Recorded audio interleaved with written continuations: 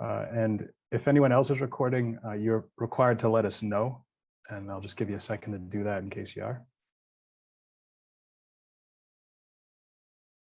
All right, not hearing anybody on that.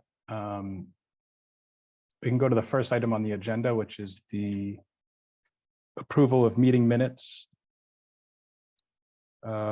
for, sorry, give me 1 second, for, I believe it was 4/18, is that right? I think it's 4/11. 4/11, okay. All right. I'll make a motion to approve the minutes, although I'm just reading them right now. Okay, we can give it a second. Okay, we got a second. I'm abstaining. I wasn't here at the beginning, at least, but go ahead and excuse me, take a roll call. Kristen. Aye. Erica. Aye. All right, and that passes. I'm abstaining, like I said. So we can jump into public meetings and hearings. The first and only public hearing tonight is a notice of intent on the Mohawk Trail for roadway improvements. Applicant is Mass Dot. Is someone here on behalf of the applicant? Hi, this is Diana Walden of BSC Group. I'm here on behalf of this project, and we also have Kylie from Mass DOT Environmental and Paul Beatty from the Parsons Transportation Group, the designer of the project. Great, welcome. I do have a screen to share. I don't know if that's feasible or if it's something I should have maybe emailed to Mitchell ahead of time. No, that should be fine. Okay. Mitch, do you know if that's enabled currently? Yeah, does it let you? It does seem to let me. Okay, I can definitely do that. Let's see, screen 2.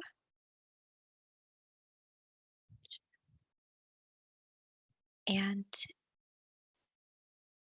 can you see the presentation beginning with the Mass DOT header page there? Mm-hmm. Okay, Yes. great. Okay. So thank you very much for hearing our project tonight. This is a Mass DOT project at the it's intersection improvements along Route 2 with Mohawk Trail here in this commercial district, this commercial stretch of Route 2 just west of the Rotary with I-91. And so this project is basically coming about for safety purposes and to improve pedestrian and bicycle accommodations along this stretch. It happens to have a higher accident rate than the state average, and so the improvements proposed are to, as I mentioned, make things better, more accessible for pedestrians, safer for bicycles, and also improve some of the intersections in the area with the Coleraine Road, Robbins Road intersection, as well as several of the larger plazas in this stretch. So just to kind of scroll through here to some of the slides or presentation points, I have just a quick site locus to show you the project route outlined in red here, basically starting just to the west of the Rotary and heading several thousand linear feet to the west along Route 2. And this is to show that there is an existing FEMA flood zone A, a 100-year floodplain / bordering land subject to flooding.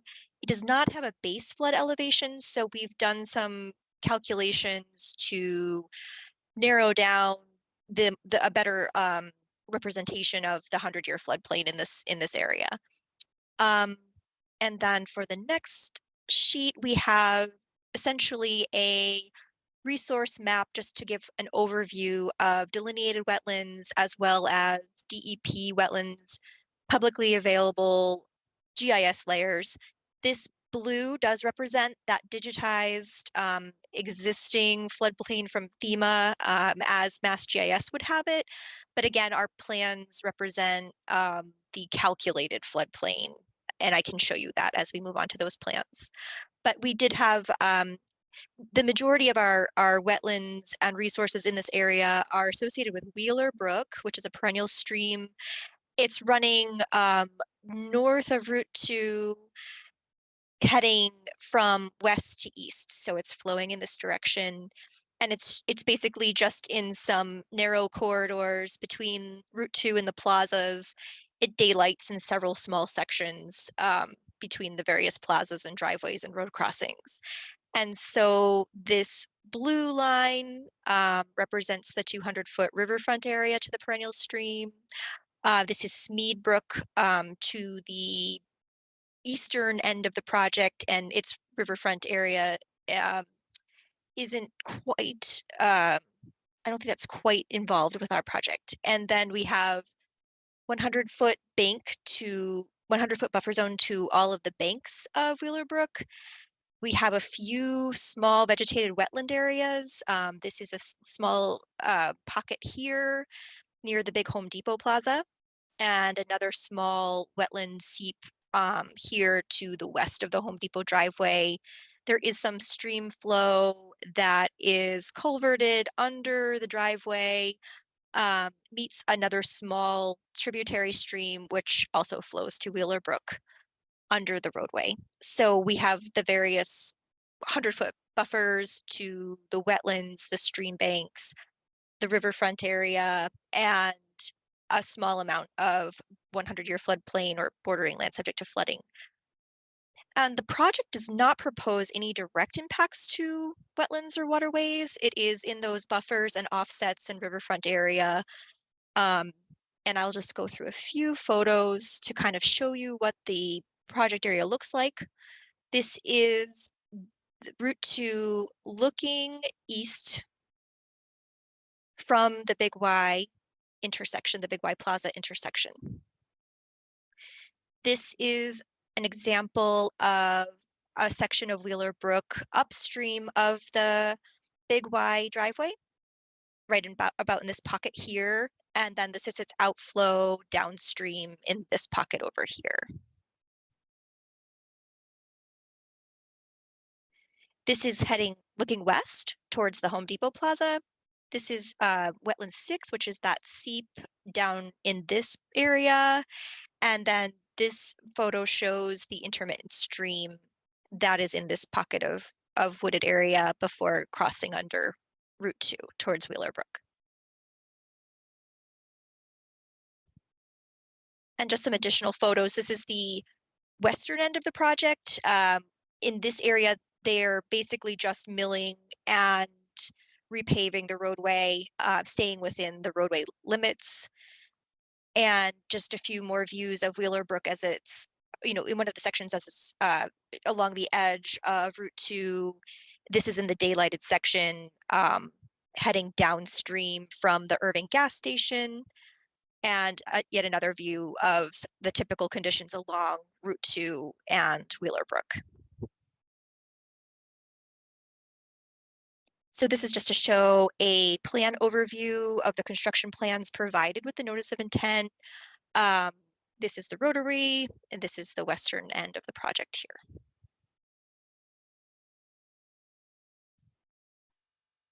I outlined the 100-foot buffer zone to wetlands or bank in green, and the 200-foot riverfront area is outlined in blue. And then these shaded areas are just showing where there's a slight amount of encroachment adjacent to the existing roadway in riverfront area and or buffer to show some of the impacts that we have. A good majority of them are coming from taking grassed medians that are going to eventually be narrowed down into smaller concrete islands to accommodate some of those bike lanes or changes to the alignment.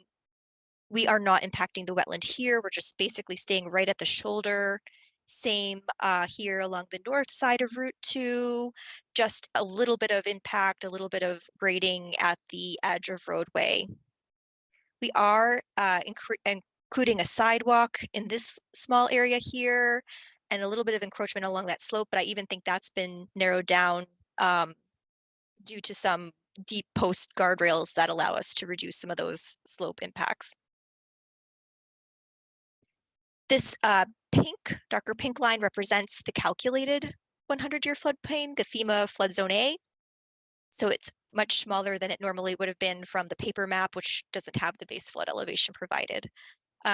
Again, it's just work in currently grassed median islands that will be either eliminated or narrowed. So we're losing, grassed, some grass portions of the riverfront area, but within the middle of the roadway. Same with some of these grass or maintained shoulders, sidewalks, and some slope work are really the main encroachment close to the stream. And the riverfront area cuts off here because we're reaching a 200-foot long, at least 200-foot long culvert. So per regulations, the riverfront area kind of just dead ends there at that point.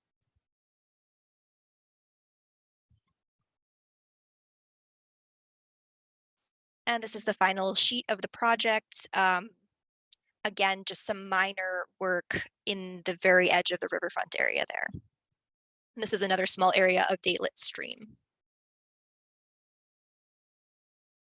So the impacts that we have proposed are about 19,421 square feet, broken into temporary impacts where slopes would be graded or disturbed for the work, but then eventually reloamed, reseeded. Permanent would be, as I mentioned, those spots where we have grass medians that are being eliminated or narrowed down to something with concrete. Some of the slope work and sidewalk and shoulder installation that encroaches a little bit closer to the stream. And some of the work over by the separated path, which I believe has also been narrowed down and possibly eliminated by now. So one thing that we received was a comment letter from Mass DEP.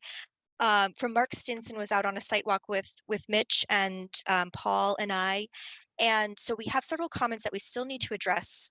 We're planning on writing a reply letter, so we can address each item as he wrote it. And basically, he had a few comments on the stormwater report, which we provided. And he also wanted to make sure that the plans reflect 2 adjacent projects in the area, one for the Big Y stormwater improvement and one for a proposed Aldi supermarket. And he just wanted to make sure that since those plans are current and existing, those resource areas are what needs to stand. So there might be a few spots on our plan set that we need to actually just clip out what we have, what we delineated, and replace with those approved orders. I looked them over. Mitch was kind enough to provide them, and they really don't change too much in what we've represented for riverfront area, top of bank, high water type resources. We did make a correction to the stormwater report. He noted that we had 30% TSS removal when it's actually 25%. So we have made that change and we can provide that revised report. The big item is that he mentioned, even though we are proposing this work as part of a limited project with roadway repair and maintenance, he suggested that we could try to do some additional improvements in the area. And so we do have a few options to show you that would either improve stormwater quality or provide a little bit of mitigation. This is a difficult area to change. With all the plazas and all the adjacent abutters, we have to work with the right-of-way, the state highway layout. So we can really only do work that fits into that location without too many easements or issues with private landowners. So we did look at a few things with Mark in the field, and I just wanted to show you some of the things he suggested, and either what our preferred option is versus the choices that he had provided.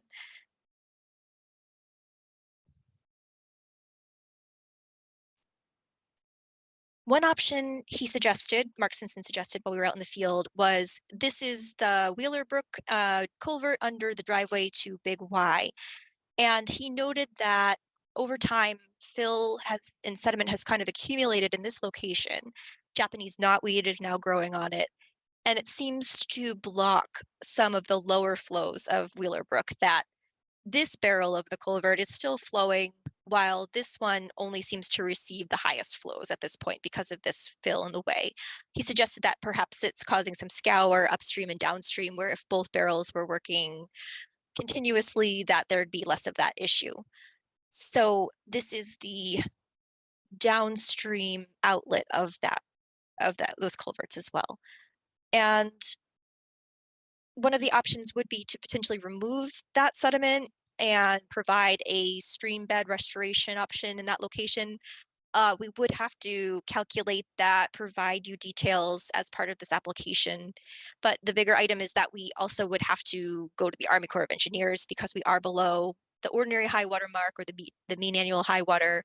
And we had not proposed any in-stream or in-water work prior to this. So it would have to be looked at with Army Corps, and right now they don't have a general permit to replace their old general permit, and we'd be a little bit concerned about the schedule, but it could be a feasible option if this is something the commission would consider as a good restoration or mitigation choice here.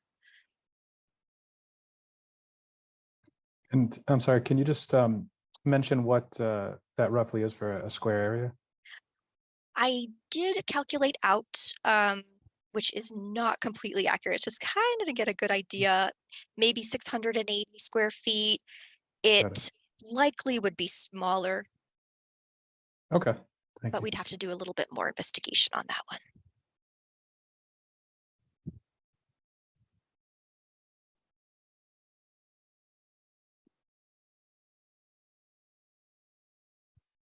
Okay, the second location that Mark mentioned to us is the Home Depot driveway. And he noted that there's two swales that are basically paved waterways or paved swales right off the parking lots and the driveway.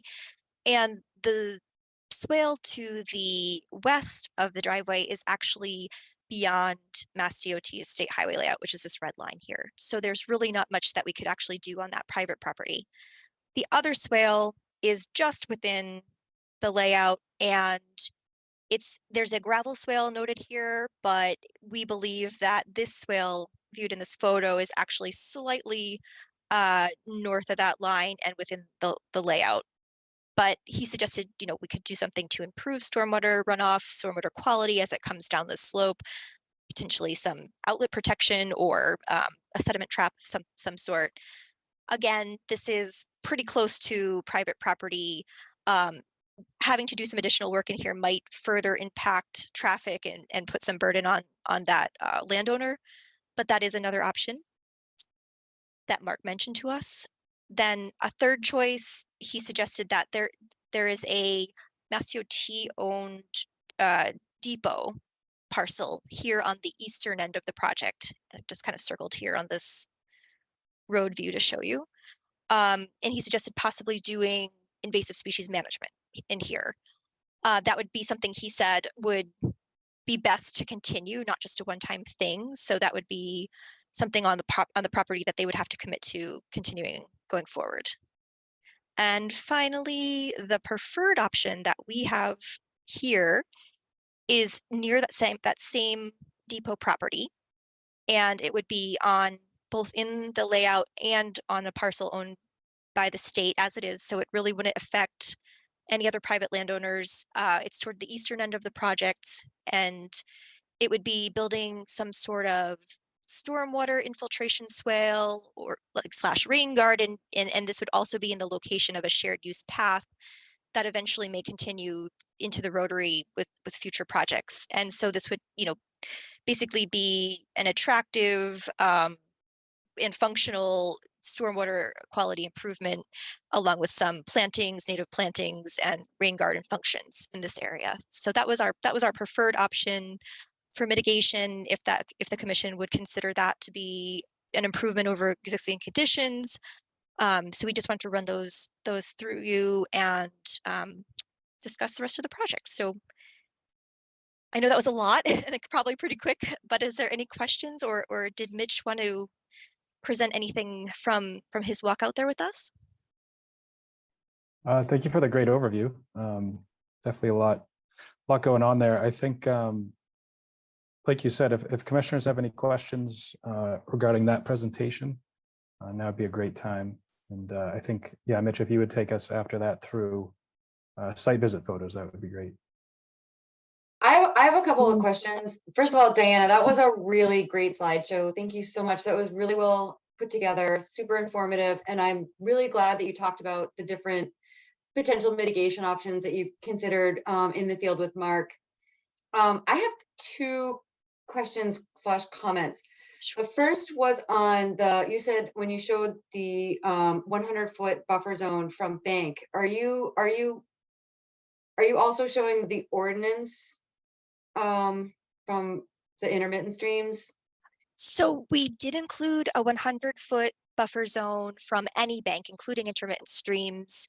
Mass DOT does not typically use local bylaws in their applications. Okay. So they typically are exempt from local bylaws. But we Thank do have you for- 100-foot buffer zones off of the intermittent stream banks as well. Thank you for stating that for the record.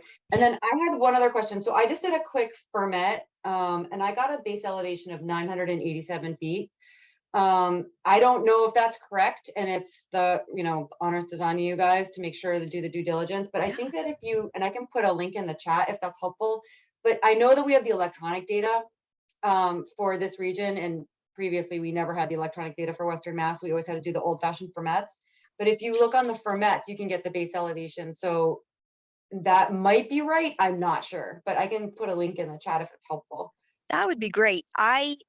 If it's up there, it might be very recent, and if it's not recent, then I definitely missed it because I had been on the national flood hazard layer, and I had only been able to find the old paper information in the past. So Yes, I don't. Sorry. Oh, okay. Let me just get rid of that little thing. So can you see my screen? I can. Yes. Yeah. So so this is the whole panel.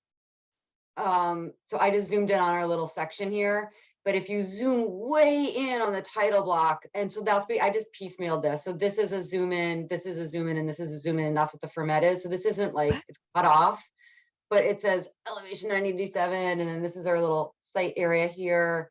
So it's, kind of sloppy, but just for the purposes of this presentation, I just wanted to, I don't know, just point that out. I don't know, again, that was quick and dirty. I don't know if it's accurate, so I'll let you guys figure that out. Yeah, I can definitely look into that. I will definitely look into that. That's all I had. This was great. I wish everybody did presentations like this. This was awesome. Thank you so much. Appreciate it. Thank you.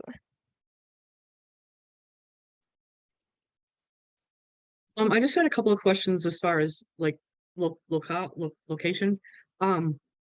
It's just easier. I mean, I know you gave distances, but it's easier.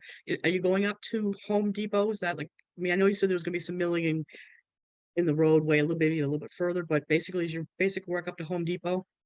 Yeah, the work that might extend beyond the existing roadway just by a little bit on the shoulders is about up to Home Depot, and from that point forward, it is within the roadway layout, but it does extend to there's a small park or pull off there, a few, maybe another, let's see how many on the and if Paul knows off the top of his head, feel free to chime in there. I can check here.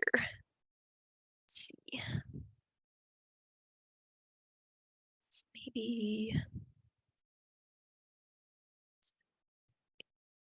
this is Paul.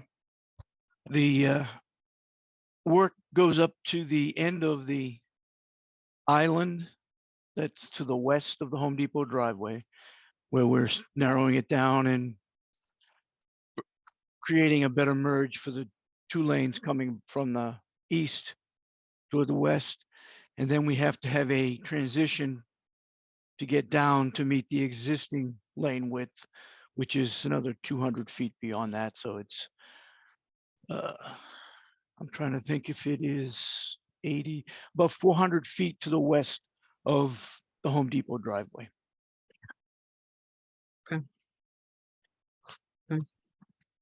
And my other location question was your fourth option for mitigation. Is that on the other side of the gas station? I'm trying to picture where there's like space. It Where- is, it's, let me see if I can reshare. Let's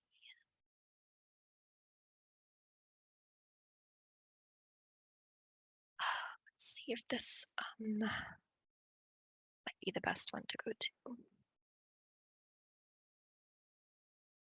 So I think it's going to grab the whole thing. Come on. Sometimes when I'm zoomed in, it just starts grabbing all the shapes and not. Yeah, I could take this over. So the big Y is here. The Irving gas station is here. Coleraine Road and Robbins Road. And then this is the Mass DOT depot. We're not And- seeing Sorry. anything, Diana. Oh, it's not sure. Okay, so sorry. Hold on here. Wasn't sure if it was just me that I wasn't seeing. Sorry about that. Okay, so can you see the aerial view now? Yes. Okay, great. Okay, so this is the big Y, the gas station, the Irving gas station, Circle K, Coleraine Road, and then this parcel is the Mass DOT depot. And so what we were thinking for that final option with the stormwater swale would be something in this kind of grassy area, Not quite that far. or not quite. So maybe in this. All right. So that would potentially treat some runoff going down into Wheeler from that sort of bank right there. I believe so. Or is it more, okay. Paul, if you know better than me, it might even be partly going to Smead and maybe eventually to the Green River. Yeah, that would be intercepting the localized runoff from the roadway and capturing it there. We'll have to check to see how receptive the soils are to infiltration or whatnot. But the Smead Brook comes in the other to the northwest corner of the rotary. It joins with the Wheeler Brook, so it would be before the two join. Mhm. Yeah, we recently, oh, sorry, go ahead. I was just going to say that there's from Coleraine Road to the end of the project, we've been asked to install a 10-foot wide shared use path for the bicycles in anticipation of a similar project occurring on the east side of the rotary. So this would give them some place to go, and then it would join into our bike lanes. So adjacent to the shared use path and to the east of where there's several significant trees, we would put that in that area there so that we wouldn't have to take out the trees, but we would still make use of the area adjacent to the shared use path as in that grass area to make use. Some improvement to the stormwater, since we're so limited in other areas that we can place such things. It looks like it's pretty eroded in that photo. Oh, sorry. I'm sorry. I wanted to show that this is actually an idea from the Big Y stormwater improvement that occurred fairly recently. So they had done a small rain garden with a little sediment forebay with cattails. And then I believe they called this the rain garden and then had an outlet. And so this is at the Wheeler Brook, north side of Wheeler Brook at the Big Y parking lot. And there's the Irving. So this was just to show an idea of something that might be similar, we might be able to do something like that. Oh, okay. We wouldn't have necessarily an outlet in our location. It would likely, like Paul was saying, try to figure out the soils and could we do an infiltration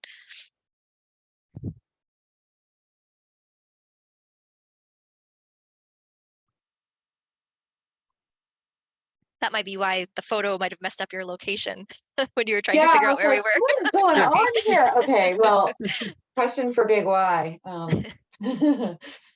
Thank you. Sure.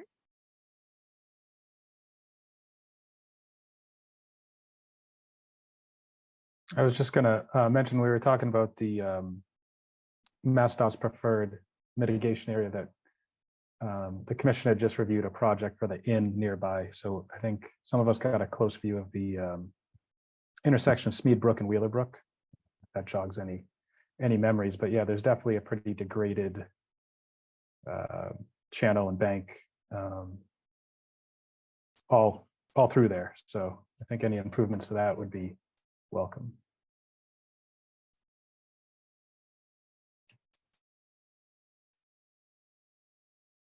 If there's no other questions, Mitch, do you want to take us through site visit photos? Sure, yeah, not much to add, I don't think, but a couple things to point out. At least just another view. This is the BVW by the Home Depot. So it'd be sort of west of Home Depot, I guess, of the entrance rather. Right. And then let's see, this is that swale, possible area of improvement. And Diane, you said you knew that to be on private land, correct? That one is Or, I'm that sorry, one is on the Home east Depot land. side, so that is just barely within the existing layout, and Okay, it would so be that's very close to that right. easement. Okay. Did you manage to see any property pins or anything while you were there?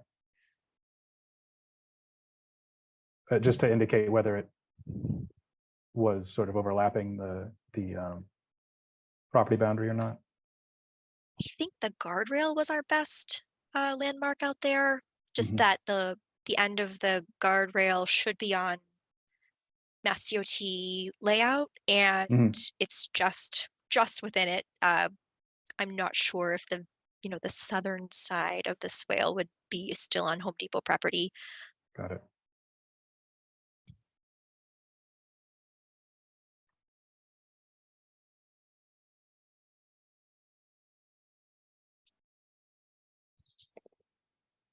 And this is the area right by Big Y with all the knotweed by the culvert. That another option for mitigation that Mark mentioned. That's the one that would require Army Corps permitting though? Yes, that would, because it is below the Mhm. high water Yeah, you'd be mark that below we mean flagged. annual low. You'd be inland underwater.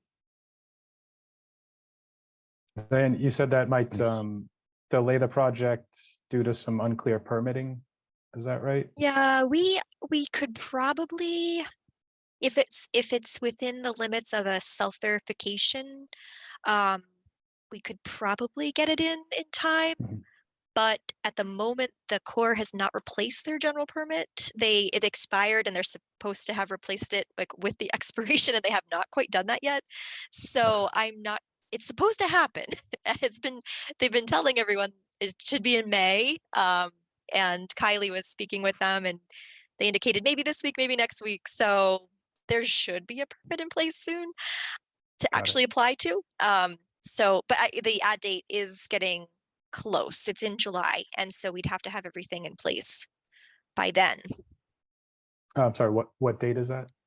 July 22nd. And how did you describe that date? That's called the ad date, when they actually advertise the project to contractors to bid on. And so all the I see. permits have to be in hand by that date. Got it. So just the other side of the culvert where the Big Y project is. And just lots of shots of Route 2. But I think we all know. Oh, that's the general that- location yeah. of where the shared use path will end up being. And so beyond the trees is the area where we were thinking of the stormwater swale or ring garden. And is that property on the left, the parking lot there, is that MassDOT? Yes, that's the Okay. depot. I think that's it.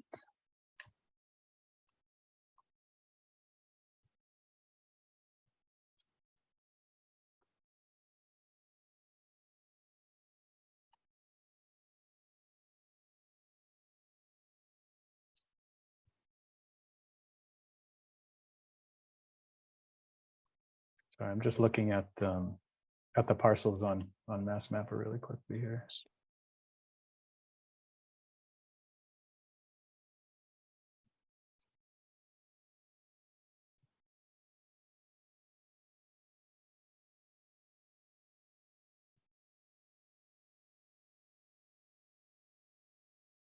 Do you,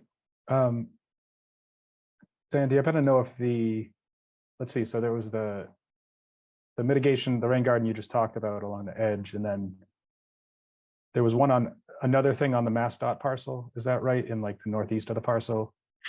Basically, within the parcel, Mark suggested that Mass DOT could consider invasive species management in that parcel, Okay, just as Yeah, a general that, improvement to the environment. But got it. Yeah, I would be wary about that for the same reasons Mark gives in his letter, just that the ongoing nature of it Yeah. would have to be perfect, or might be worse than doing nothing. yeah, I knotweed do- is, if it's it, I don't know if it's all knotweed in there. I think there's a lot of bittersweet and some other things, but the knotweed along the stream is very difficult, very difficult to. Yeah, I actually have I think we have some good pictures of that from the in project. I don't know if Mitch, do you think you could get to that folder quickly? I don't want to waste time.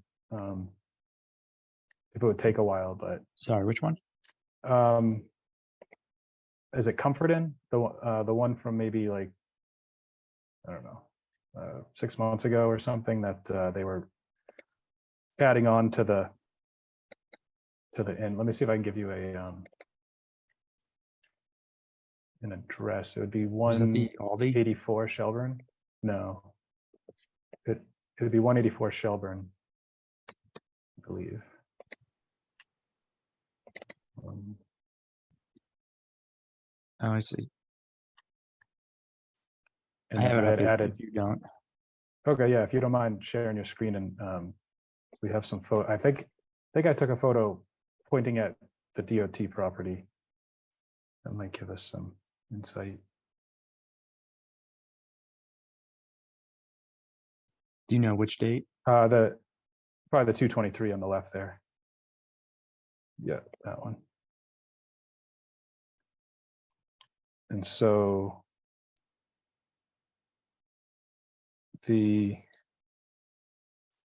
that's the Smead and Wheeler meeting right there. There's one towards the green building, the green shed. Those ones would be what we want to peek at, see if it kind of shows the stream corridor in the corner there. So that sheds, I believe, MassDOT. I think there might be one down and sort of in the channel. That was the one I was thinking might be useful, but if not, we can just move on here. No, it would show the stream in the green building. No. You'd see the green building in it.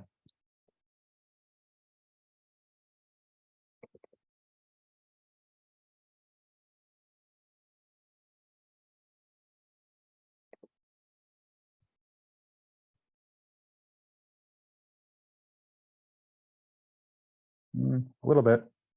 So yeah, it looks like there's a pretty good mix of bittersweet knotweed and many others in there. Okay, not to waste any more time. I thought I might have a closer one, but So that might be oh, there it is.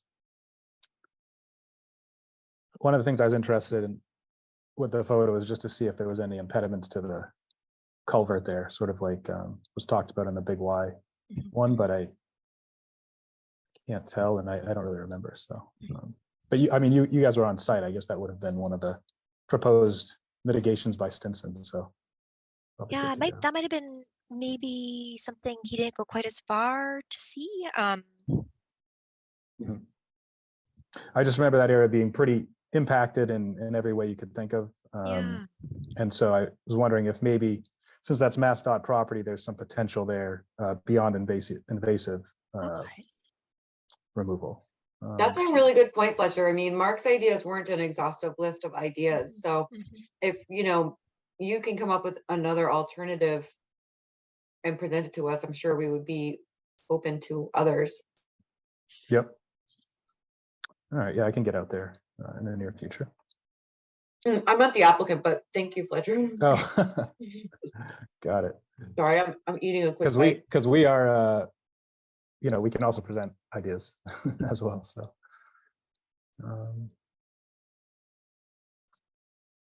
okay, so I just we can continue. Any more questions from commissioners here?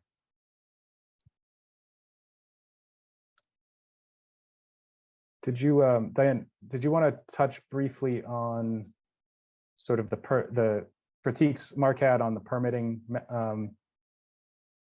pathways and sort of the mitigation restoration considerations here? I mean, you talked about the mitigation stuff, but it looks like there's just it's unlikely within the project area here that we can meet the one-to-one mitigation. So we're sort of, again, looking at some potential discretion and looking at maybe like impact of individual mitigations over sort of a square area, perhaps. But is that your general understanding of it? Is that there still is a potential mitigation or restoration requirement, but that it's, in your opinion, really difficult given the sort of what's available?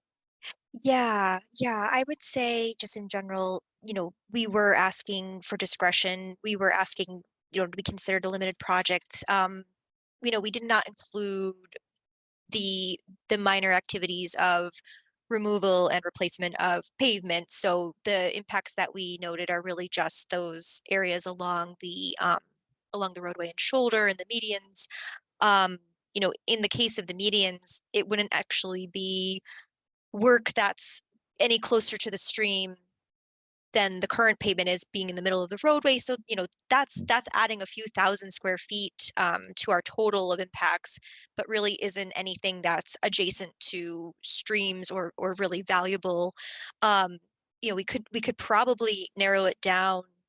These numbers are pretty conservative in terms of the impacts proposed, and we could, do a tighter evaluation of the actual locations where we really are encroaching beyond the loam or the grassed shoulders and the grass edges and getting a little closer to resource areas.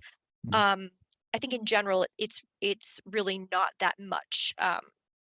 There's not very many spaces where it's going to be permanently changed, location in really close to the streams. It's more, like I said, I think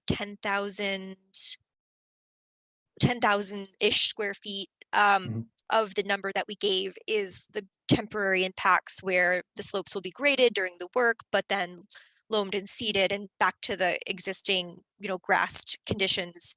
And then almost 9,000 square feet, and that includes probably 3,000 to 4,000 square feet of median work. So, we're getting closer down to a much smaller number that really is the true encroachment towards the stream. So we could do a better comparison of what that is, and talk about the swale and the size of the swale and just a general improvement in that situation. But yeah, in terms of meeting one-to-one and just the existing conditions out there and the existing restrictions that we have, we were looking for discretion and the commission's opinion on just improving this area in general. I will also suggest that we could, I mean, I don't know what your properties are, but if you don't have the flexibility on this particular project footprint, you could look at the watershed area. And if you had other properties where there's other low-hanging fruit that you could potentially consider for mitigation, you could broaden your scope a little bit. Yeah, I think in general, bringing the contractor out there, and maybe Kylie would know too, and just wanting to keep them close to the existing impacts and the existing project limits. But something like you were saying along that depot property, is close enough that it feels like it could be wrapped in. So we can definitely take a closer look at that spot. Maybe there's some invasive treatments or management along that bank, in addition to the stormwater swale. Got it.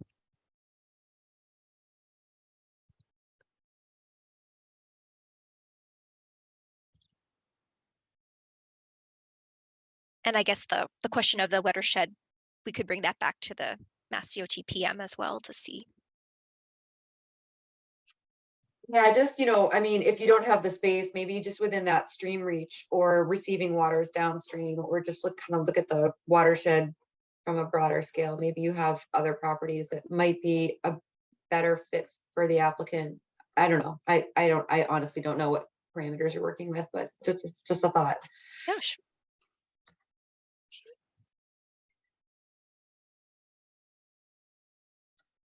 Yeah, it looks like as far as my reading of this goes, it could be other properties within the river basin owned by the applicant, but also potentially conservation land or just general riverfront areas. I don't know if that's accurate. That's just what I'm reading here.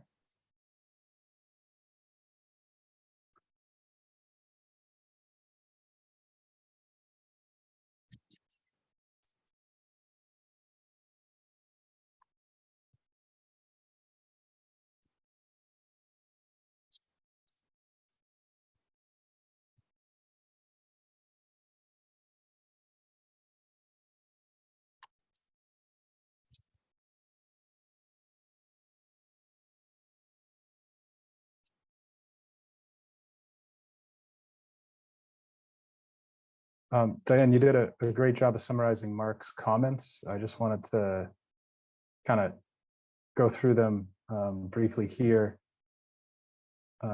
He suggests that we should correctly reference the final plans in the order. So I guess, Mitch, you have or will receive a copy of those soon, and we can make that proper reference. You Yes, talked about, okay. He definitely wanted us to eliminate the paper firm limits and just keep the calculated flood zone and identify it as calculated instead of extrapolated. So that was one thing we talked about in the field that we would change on our plan sets. And again, any resources that might be slightly different from the other orders in the area, he wanted us to change that. Great. And then correcting the stormwater report to show 30% should actually be 25. We mentioned that. That's right. And then we talked about the possibility of fully complying with riverfront redevelopment versus, looking at mitigation within sort of the project area here. I don't know that I've heard you talk much about the drainage comments that he has. He says the limited project includes that inadequate drainage systems as being updated, and in order to be considered as an improvement, that improvement in the stormwater management system must be done demonstrably in excess of the regulatory requirements. Is that something that you sort of acknowledge in the NOI? And okay, just wanted to make sure. Yeah, That... we do have a larger response, and we can definitely provide a larger narrative on that Paul provided of what they looked at and the restrictions and limitations that we have out there. So that's definitely something that we could put into a response letter and just go item by item and give a lot more narrative as to what was looked at and where we're at with that. But hopefully with I don't think the infiltration swale is going to capture a ton of the water, but it could be a small improvement. But we have deep sump catch basins as really the only improvement, and that I think was what Mark was reflecting on was that would not be demonstrably what was this word demonstrably in excess of the regulatory Yes. requirements. Yes. Okay. Got it. Let's see.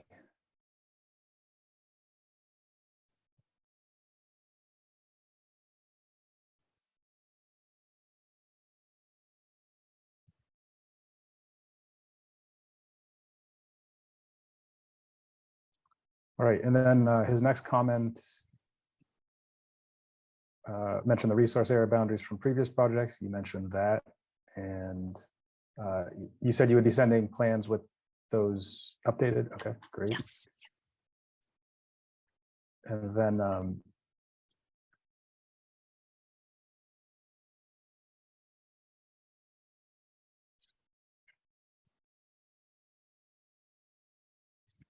then his final comment was requirements under 310 CMR 10537, which states notice of intent for any projects involving the construction, repair, replacement, or expansion of public or private infrastructure shall include an operation maintenance plan to ensure that the infrastructure will continue to function as designed.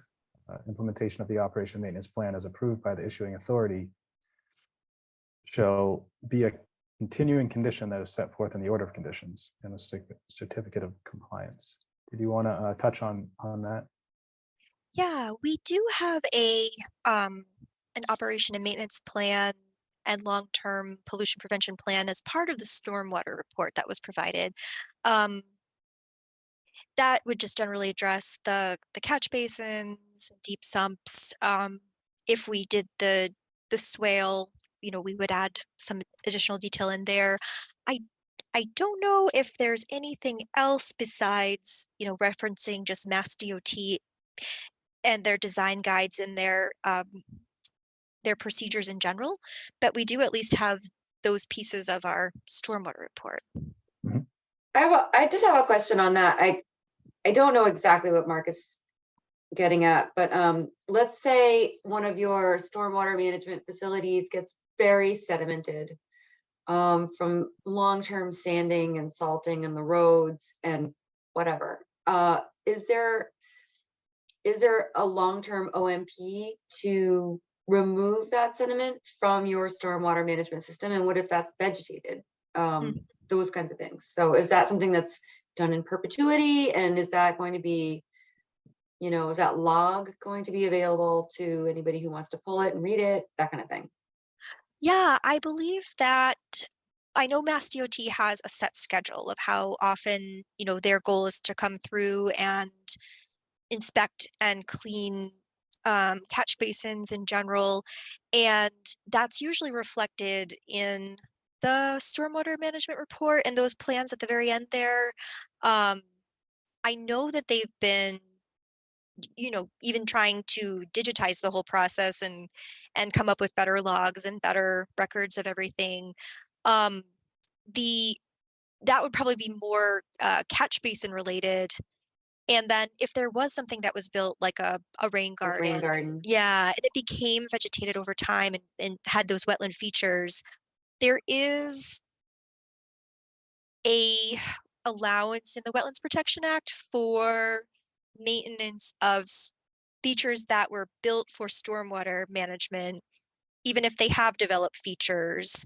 And I can't remember if it's something that allows maintenance or it's a minor activity that's an exempt activity, or if it's just something where it's acknowledged that it was built for stormwater management and therefore can be maintained with a notification to the commission.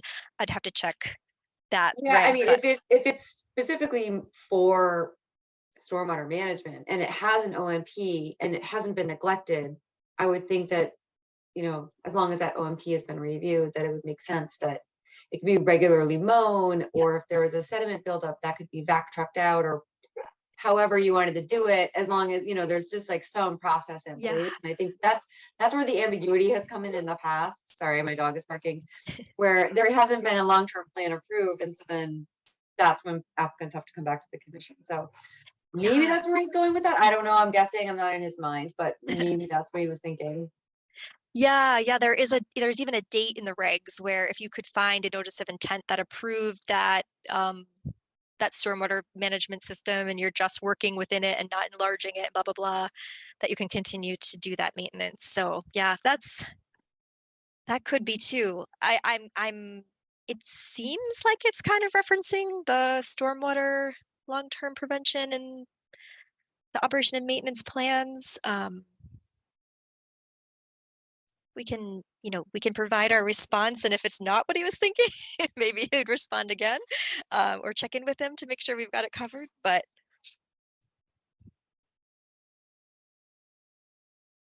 H, please, requirements of 53.7.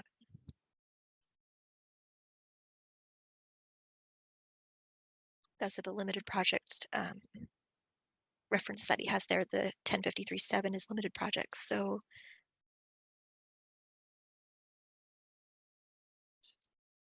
yeah, we can check in and make sure we've got it with the with the plans that were part of the stormwater report.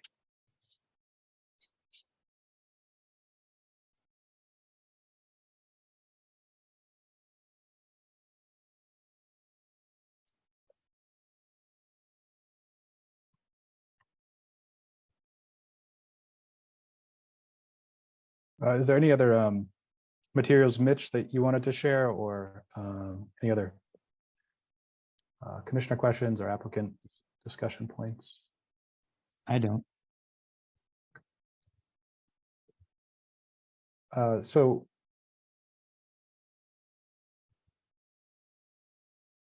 I guess I'm wondering what other commissioners are thinking as far as I mean, Mark suggested a site visit to sort of review some of the mitigation potential there. I feel like I got a pretty good description from Diane. I am kind of curious about the MassDOT parcel and seeing that more up close. I don't know how, how much of a time crunch you're under, and if, sort of how many of us can get together in the near future to do that. But that's something I would be open to, is potentially, if the applicant were to request a continuation, we could go out and do that site visit and have the new plans in hand with the new boundaries, et cetera, for the next time. If organizing that seems unlikely, I guess we can, I don't know, I guess I'm interested in the applicant's take on that, and also the commissioners. Are you guys hoping to close at the next hearing? Is that your agenda? That's your hope? Okay. Because I was kind of hoping that if you went back to prepare your responses, if you could come up with an argument for a mitigation plan that does meet the performance standards that you're required to meet, that is not one of the 4 options that you presented tonight. I mean, I don't know. Like, you know what I'm saying, Fletcher? I'd love to do a site walk and look at those options, but maybe they have another option that we haven't been presented with yet. Yep. I mean, we could do both. I'd hate to have to do another site visit after that. So maybe it's an individual thing, but yeah, no, I'm also interested in that, just because the Act does provide other pathways for mitigation, other options that we didn't hear a lot about. And I totally understand the construction logistics of being sort of, having everybody at that site versus another site. But I guess without knowing other possibilities, maybe the other possibilities don't require any intensive construction. So I'd be interested into some type of analysis on those other options. But I also, recognize the potential for kind of mitigation within the project area if it's sort of well executed. But yeah, I agree, Kristen, that given that there's these other mitigation possibilities, it would be great to hear. And because it's MassDOT who owns, I'm sure, other significant land in the area within the qualifying area, the river basin. It'd be great to see some of that, even if it's just touching on it. But But then how do we close if we haven't done a site walk on any of them? You mean? If we're gonna Say that close the again? next hearing, if the aim is for the applicant to close at the next hearing and we don't have an opportunity to, well, if I guess, I mean, they could do a brief analysis and say, you know, this is these other methods aren't particularly viable to us because we don't own this type of land in this area. I don't know. It's just that we don't know. But yeah, that as well. Maybe that's something the applicant could send prior to the next hearing, and we could potential schedule other than on that. But yeah, I mean, I would be, you know, if we did have the next meeting and that's the first time we see it, it still may be possible to come to a decision. But it, like you said, it would be ideal to get out there. But yeah. Diane, does that sound reasonable? Yeah, I do think, you know, and maybe Kylie could also look into this, but you know, I think the add date being in later July, we might have room to get yet another commission hearing in before we'd really need the order issued. So there could be a little bit of room there. And, you know, just having to check back in with Mass DOT project management to find out how far afield can we look, or what would you say that the commission would not issue this if 1-to-1 is not something we can do on site, where is just the analysis enough to look into it, but if it doesn't turn out to be feasible, would the commission accept work in the project limits, improvements in the project limits, maybe again looking at the idea along the banks there for the Smeadbrook, Wheelerbrook confluence that you mentioned? I mean, and just maybe calculate out the actual riverfront area impacts that are happening with permanent changes in close proximity to the brook versus the medians, and maybe get that number smaller and see how close to 1-to-1 we could get. I'm not opposed to that idea. Again, I think my main interest is just seeing some analysis of the other potential methods, and if something seems really viable, then you know, hopefully there's time to pursue it at that point, especially if it comes to us before the next hearing, and we could potentially do a site visit. But yeah, again, I understand the limitation, you know, potential limitation of doing it on site there, but it does allow other mitigation methods. And like you said, especially if we see that riverfront analysis of more specific impact area, I think that would also help us. But yeah, I think we just are interested in that kind of investigation. But I don't, other commissioners, I'd have another thought on that. And I personally just want to get into the field on site there to look at some of the stuff we talked about in the meantime. But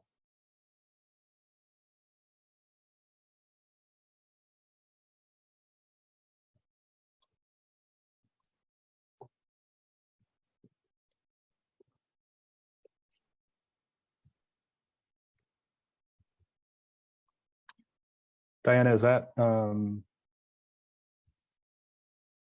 I guess given some of the deliverables we talked about, would it be possible to schedule a site date with those in hand? And is that something you all would be interested in joining?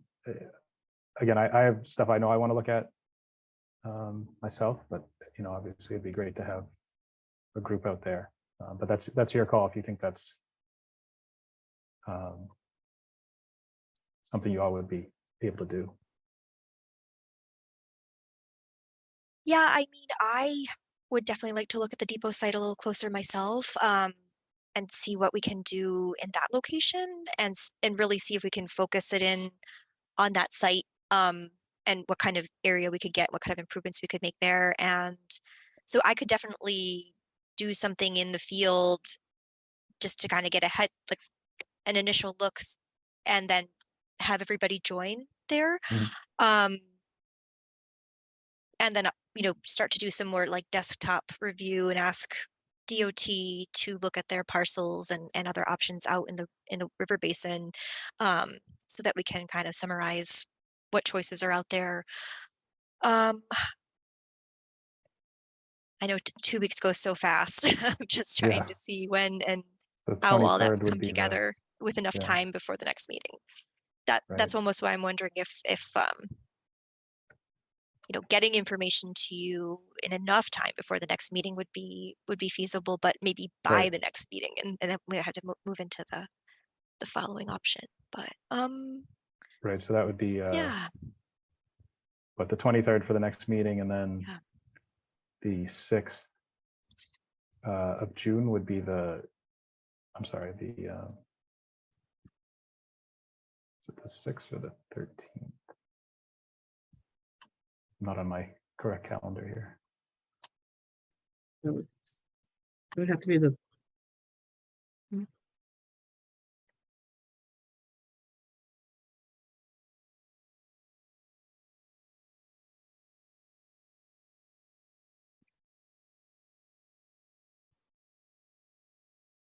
Yeah, I think it would be the 13th. Yep, I'm seeing that now. Thank you. Right.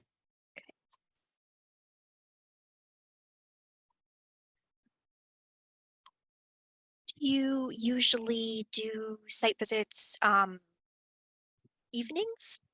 Yeah, we aim for weekdays after work, or I'm sorry, after 5 p.m. or so, and then weekends. I think we have luck in the earlier parts of the day. Okay. I could definitely pick a day where I could go out ahead of time during the earlier part of the day, work around the depot, see what's out there, and then meet everybody in the evening after the work day, Mhm. 5 p.m. ish.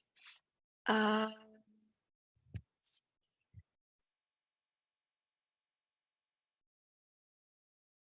think the only day, say next week, maybe be Wednesday, that I really couldn't get out there. Maybe a Tuesday or Thursday, the 16th or the 18th.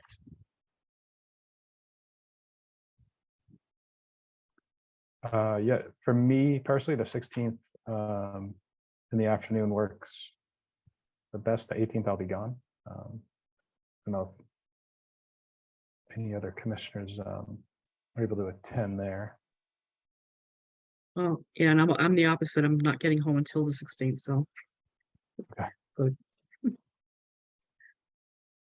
I honestly, I'm also a consultant, Diana, so I don't know. I'm sorry. No, I could. It's really hard to predict. I have 3 NOIs to get out that week, so I'm not sure. Yeah, if if one of us is there, that works. And again, it's still sort of like having things materialize and then actually going out on that date. So why don't we set that? And Kristen, if you end up being able to join, great. If not, I can offer up a summary after the fact. And yeah. Okay, so May 16th at 5 p.m. Towards the end of the day, yeah, I will try. I'll do my best. Is that something you can send Fletcher, like a little summary out, right, before we talk, before our meeting? I can send something to Mitch, yeah. Okay, then I mean, if I get it, then I can go check it out once I get home. I can go look and see what you guys are talking about. Yeah, and Travis comes back on that day, is that right? Or Comes somewhere back right on He the- around comes there? back No, on I the think he comes 12th. on the 15th, I think. Oh, He comes the home oh. day before me, I think. I think the 12th sounded right to me. Oh, maybe, okay. Okay, so maybe maybe he can join as well. But Travis might be able to come. Um, Hmm.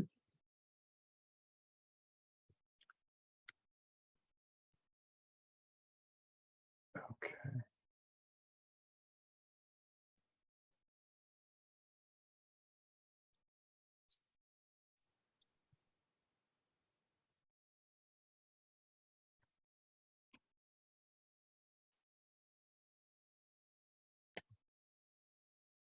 Does the Conservation Commission have a list of conservation parcels or owned pieces of land in town or city? We do. Yep. We can get that to you.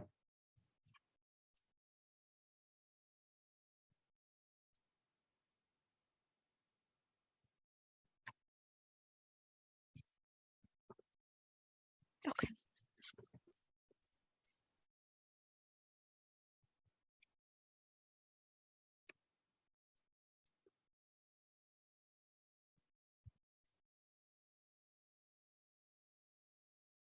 We definitely would like to request a continuance Great. to the Yes. next meeting. Thank you. Yeah. I'm sorry, Did we typing already and switching tabs here. Go Do we ahead, already Kristen. have comments from the public, or are we Oh, ready to No, motion? thank you for Yes. Thank mentioning you. that. I don't know if any members of the public are here, but if they are and they'd like to ask any questions or make any comments on this particular hearing, now would be the time.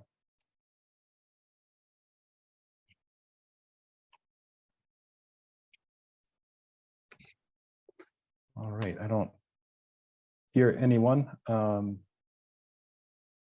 So applicant has requested a continuance, and I will make a motion to continue this hearing to our next meeting. Go seconds. Second. All right. Take Just a say roll the- call. Say Oh, the sorry, date. Mitch. The date Sure. is The the 23rd. 23rd. Yep. Continue to our meeting on the 23rd of May. Just quick roll call, Kristen, Aye. Erica, Aye. and I'm an aye. So that passes.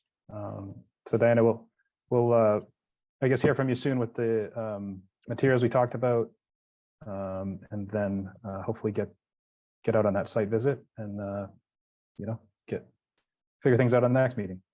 Okay. Thanks very Thanks for much, the everyone. great presentation. Yeah, Thank you. thank you very much. Thank you. All right. Bye, everybody. Bye. Fletcher, do we have any other Yeah. public hearings? No. Do you mind if I just go video off for a Sure. minute? Okay, I'm gonna like keep eating my dinner. I just got in the door right before the meeting and I left at 4 a.m. So I'm just gonna eat a quick dinner. Oof. Wow. Yeah, go right ahead. Yeah, so we're going on to other business here. The first on this list, although let me open the official agenda. Since that seems to be a different order sometimes. Struggling to find it. There we go.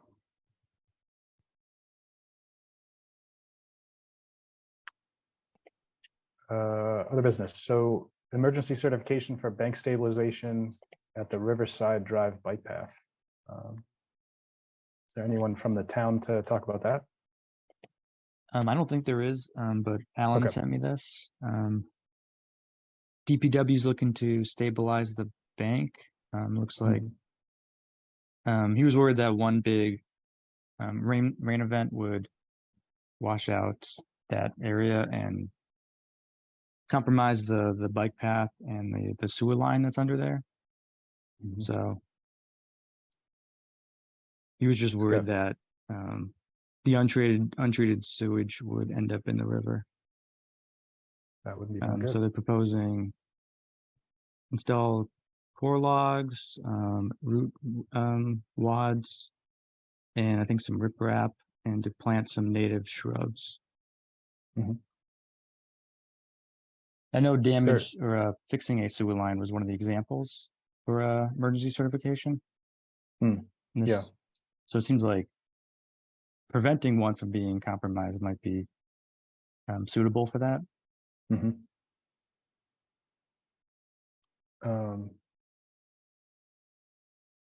There were photos, I think, somewhere in here. Yeah, I right? do have some photos.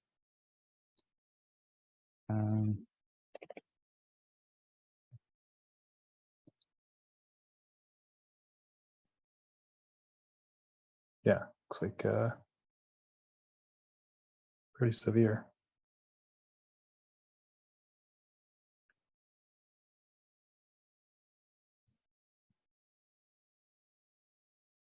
Mitch, did you have handy a list of qualifying events for emergency certification? I know you mentioned the Yeah, I the, could probably find it. sewer pipe damage. If you do, great. Yeah, But I think just I think it's reasonable to few be examples. Yeah, from proactive MACC. here. Yeah.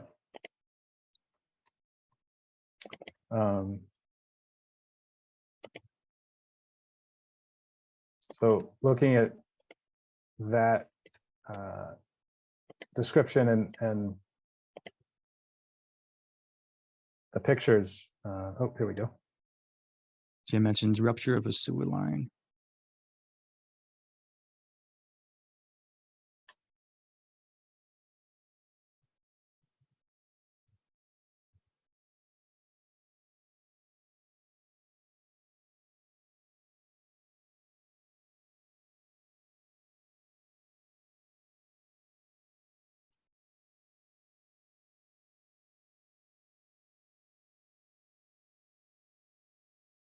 So normally I would sign it and then have it ratified, but Mhm. I haven't signed it yet because they couldn't start right away. So we had time to kind of discuss it first. Got it. Well, I mean, So it if there's any definitely seems like it's, conditions or yeah, anything. yeah. I mean, did Ellen mention how is that sewer line like just to the bank side of the path, or is it? I don't know if you described that in there.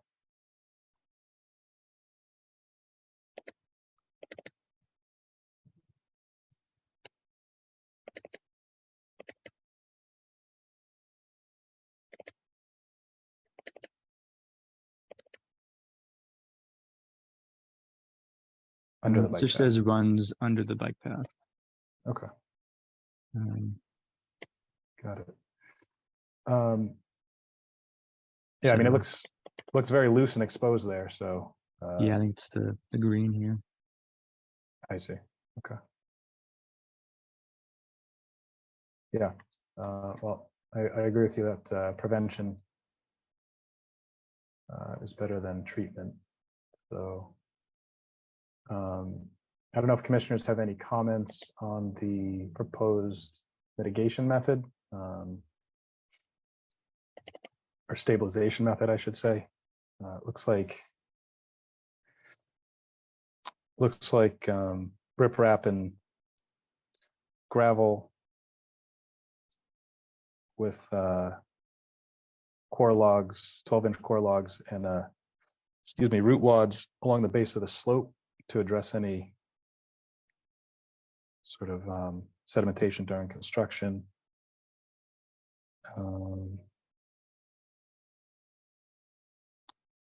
And then There's native also, shrubs. sorry, go ahead. Yeah, no, I was just reading. Go ahead. I asked which native plants he was planting, and he was looking for appropriate species that are low growing so the roots won't impact the bike path. So Got it. Okay, I mean, I think seems reasonable to me. Is that something we can get? Kristen, I don't know if you're available to speak, but I think you might have the best idea, or maybe For shrubs, Erica, you you have mean? some ideas for shrubs that, yeah, don't have extensive root systems that could undermine pavement. Oh, that I are- don't that are know. native. I misunderstood that. I thought you meant not tall growing shrubs. I didn't know you meant not shallow roots shrubs. Not off the top of my head. Okay, well, we can, I mean, the main thing being that they're native, I think is the important thing, which Alan has already stipulated there. And if we can get him some recommendations beforehand, that'd be great. Mitch, he didn't happen to mention when he's looking to do the work, did he? I think probably next week or the week after. Okay, so I could do a little research and maybe we have some thoughts on that to send him. And but we don't vote on this or anything. It's sort of a review, right? You could vote on it, or I mean, Okay, or we'd have to ratify it eventually, so I might as well do it now. right. Oh, I see. We can do it ahead, right? Okay. I will just say that a couple of species, and I don't know what's specifically on this site already, and it would make the most sense to use whatever's already kind of in this exact area. Mm. But willow stakes and cornice will grow really easily and will stabilize a eroding slope. Cool. Like That looks like like a what it dogwood, needs. Yeah. whatever. I mean, I don't know, what the soil conditions are, but depending on the soil conditions, some kind of species of dogwood, like either Cornus alba or Cornus amomum or whatever, and then willow stakes. You can just drive them right into the ground and they'll grow. And they're really good at Cool. soil cohesion and stabilizing eroding banks, and they are pretty common on riverbanks, but I don't know specifically about the site. Okay. I mean, that does look like what it needs in the long run is, the riprap. But it's temporary, but it looks like the rest of the slope there is being stabilized by trees and shrubs. So, okay, so we can send those recommendations and anything else we come up with in the next couple of days. But I'll make a motion to approve the emergency certification for the Riverside Drive bike path to stabilize the eroded slope. No, I'll second that. Second. Sorry. Right. Beat you to it, Erica. Quick. Yep. Seconded by Kristen. Quick roll call. Erica, Aye. Kristen, Aye. and I'm an aye, so that passes. Mitch, so if you just give Kristen's suggestions with that, and then if I can come up with something, I'll send it to you. If anybody else can, let's send it to Mitch in the next maybe a few days. And Yeah, it sounds good. great. All right. I was gonna say, Nancy is here. Does she have any idea? Oh yeah, good call. Thanks, Erica. Hi, how are you? Oh, Hey, it's Nancy. How are you? Since you're here, might as well use you.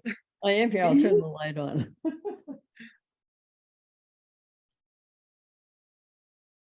It didn't seem dark to me, but I guess here we go.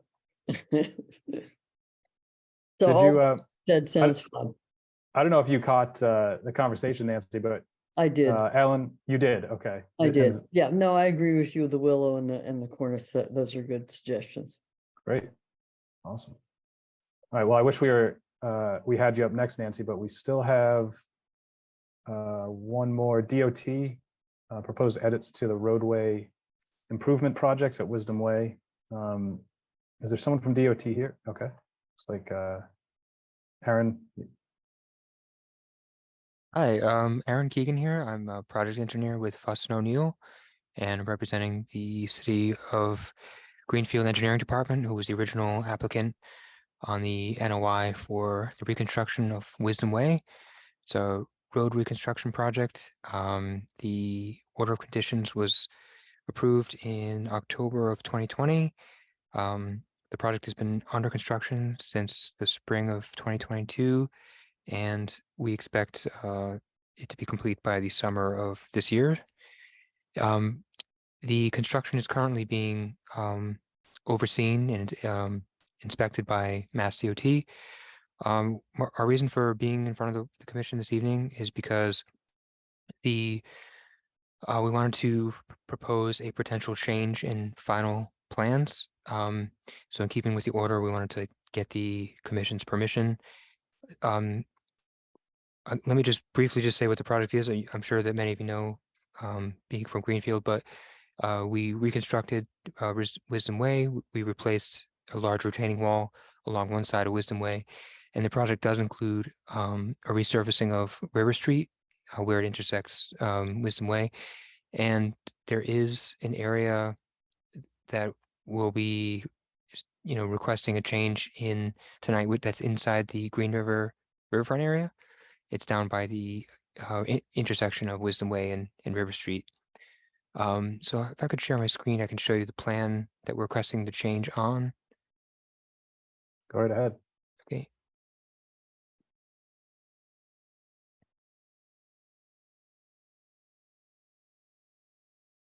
All right, so this is from the planting plans from the permitting plan set. And back in October of 2020, we had agreed to plant some native shrubs and 3 native trees in the riverfront area in exchange for a little bit of disturbance in the riverfront area, namely the shared use path that we're adding along Wisdom Way. There's a little bit of a realignment of Wisdom Way happening here as well that's causing a slight increase in impervious area. Originally, we had proposed the 3 trees in this planting area were, I believe, autumn brilliance serviceberry. So that was a native tree. And then the kind of ground cover shrub was originally a low grow sumac. And the reason why this kind of has come up at the moment, MassDOT's deadline for the contractor to plant is coming up on, I believe, May 15th. They sometimes have a little wiggle room for that, but when the contractor went to procure the low grow sumac, they aren't able to find the 1 gallon size in the quantity of 87, which is per the contract. So they have been told by area nurseries that although they don't have that varietal, they do have enough bearberry in the 1 gallon size or sweet fern in the 1 gallon size. And we've been told that those are 2 alternate shrubs, native plantings that fulfill the intent of the low grow sumac, which was a little bit of cover and some berries for food for small wildlife. The bearberry obviously provides berries. The sweet fern has I understand, a small husk that has an edible nut inside of it. So I have a couple pictures and I just printed out some information on those varietals in case anybody was curious. But before I move on from the plan page, does anyone have any questions about the plans? I do. Would you mind just sharing with us what the scientific names are? Yes.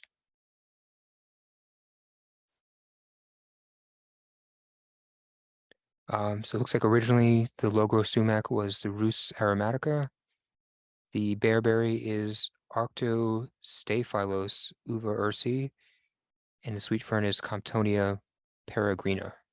I know the Comptonia is native to our county, but have you checked the bearberry to see if it's native to Franklin County in the Dalclina? Oh, I don't know if I have a county specific answer. I did, I guess the best we did see that it was Massachusetts native, but I can't say county specifically. Okay.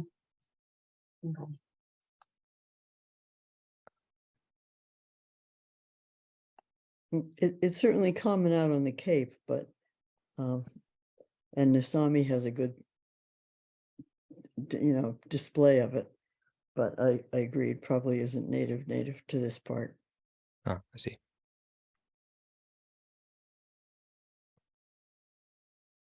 I'm gonna check it right now. But thank you so much, Nancy. That's really helpful. 'Cause I actually don't even know what that is. Oh, it grows all over the sand dunes. It's quite spectacular, and it's very, very low growing. I mean, that's the other part, is I'm not sure you would want it. It's 2 inches. Oh, really? And I don't think Comptonia is an important wildlife food source. It's It's very fragrant. It's great in arid areas. I don't know if I'd call it an important wildlife food source. I doubt it, but I don't know.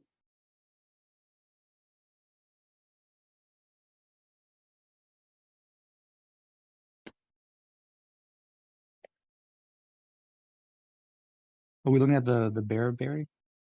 This is the Comptonia. Oh, okay. The bearberry is native.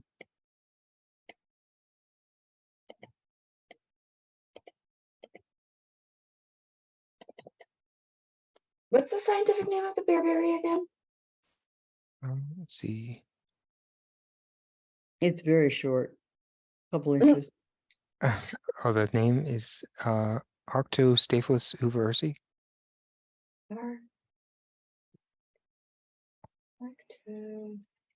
That's probably enough for my. They say it's 3 to 6 inches, but yeah. That one is native to this county. ARCTO. Oh, I spelled it wrong. ARCTO.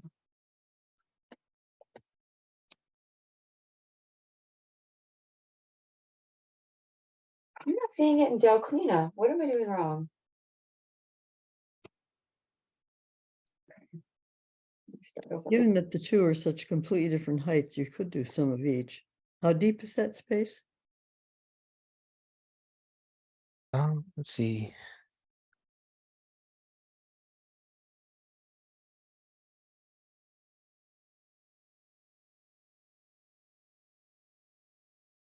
The planting area is 2,100 square feet. The depth, not sure that we have a prescribed depth, but it would be, per the recommendations of the nursery for how deep they should be. No, I planted. meant from the curb to the back side of the bed. Oh, okay. See here, so I can. They're both a sun-loving thing, but I'm going to say that's about 6 to 10 feet. okay, thank you.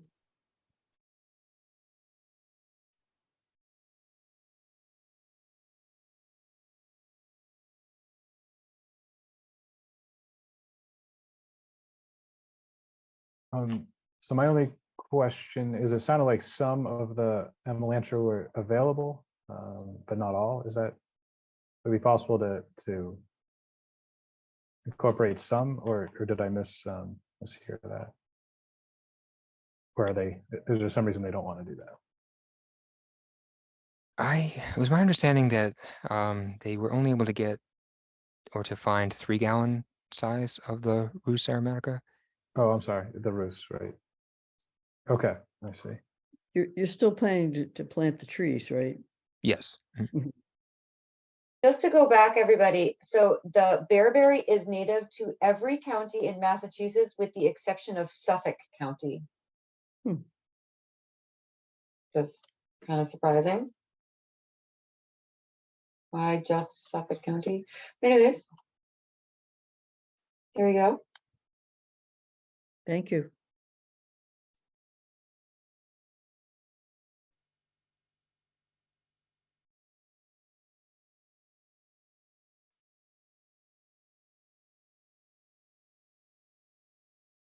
Aaron, while people are thinking about this one, can you just remind me if there's plans to stabilize that slope beyond plantings? Is there any engineered stabilization there? No. Okay. Nope. I think the plants we're talking about could disappear into the Green River at some point then, but hopefully they stabilize in the meantime.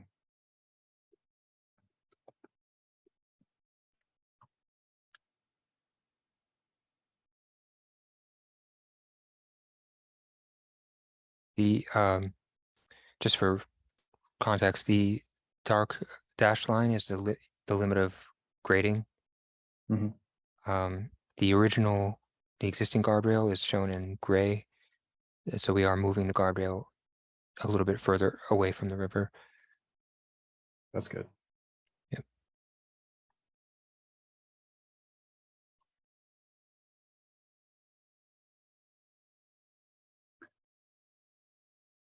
The commissioners still looking at suitability, or I guess I don't have much input beyond as long as they're native to the area. Although if I were DEP, I'd want significant reassurance that these will do a really good job stabilizing, at least as deep as they grow, because that, just looking at that slope in person, it looks like, again, it could disappear pretty quickly. Yeah, you want but root cohesion. so I don't know if these species offer the same level of root cohesion or stabilization possibilities that the other one do, but I think they're all kind of fast growing, and Comptonia, I'll just say, is like a very bayberry smelling, sweet smelling. It's technically woody, but it's a fast growing, low, very low fern, basically. I mean, it's technically woody, but I wouldn't call it a shrub. It doesn't meet the qualifications of coarden for a shrub under any circumstances. So I don't know if we wanted woody plantings for like shade management and for thermal loading mitigation, or if it was specifically for wildlife purposes, or if it was just for native plantings. I wasn't part of the original review of this. I think I joined in December of 2020. I think we talked about these plantings more in the context of wildlife and sort of expectation that they would exist in the area more so than stabilization, but I could be misremembering. And just for context, this is at the top of a very steep slope with like the cemetery downslope. Is this at the top of Wisdom Way where that road closure is? It's at the bottom of Wisdom Way. And Oh, the right by the cemetery Green River. is above. Okay, so where the Yep. Green River crosses. Right at that bridge, yep. Oh, okay. So, okay, I see. Well, So there yes, are wood that- turtles there. Oh, yeah. That slope in the cemetery slope is just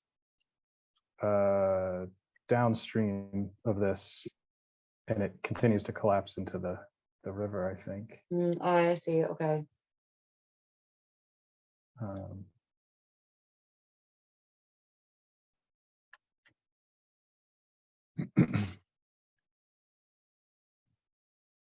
Personally, I think Well- more shade is better.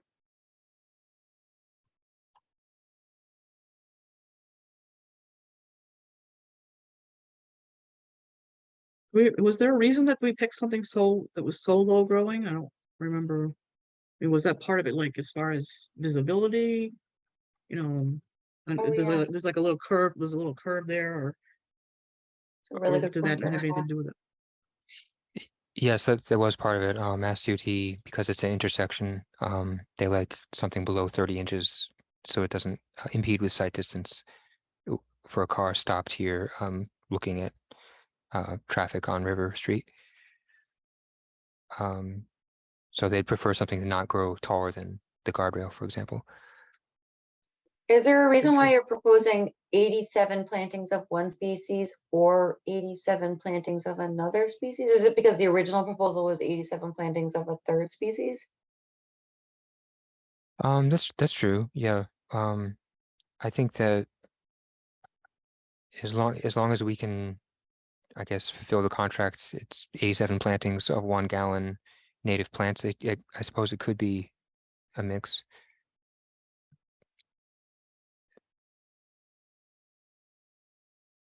I think that'd be preferable if that works logistically. I don't know. There's some other 3-gallon issue there, but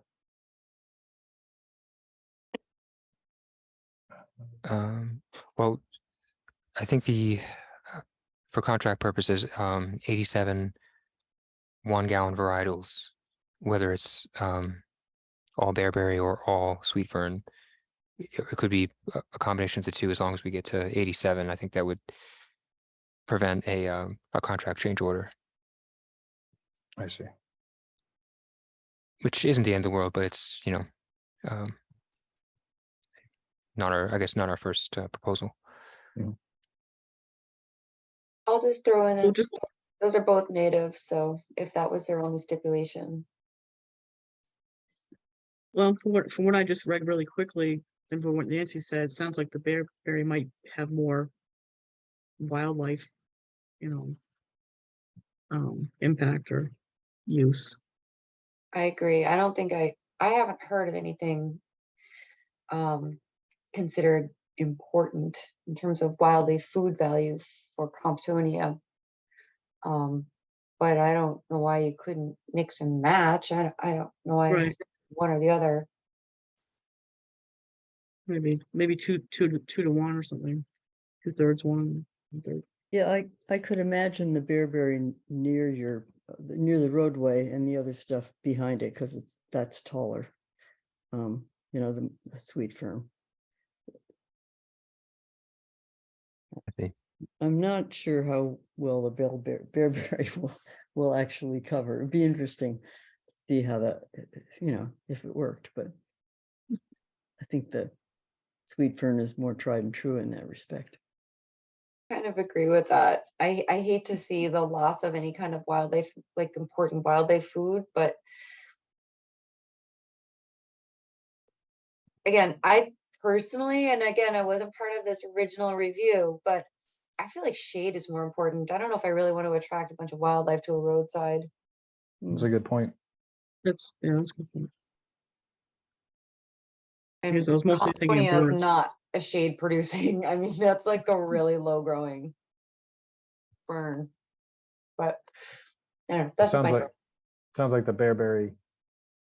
I don't know what eats it.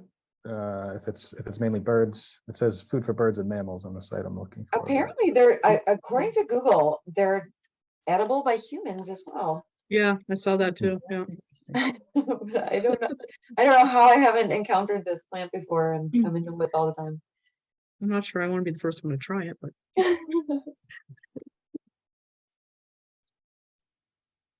But again, it's riparian. I would just say, I don't know, for me personally, from this commissioner's perspective, shade, thermal loading, those are my priorities for this area. And native, obviously. So what do you all think would provide the shade out of the two?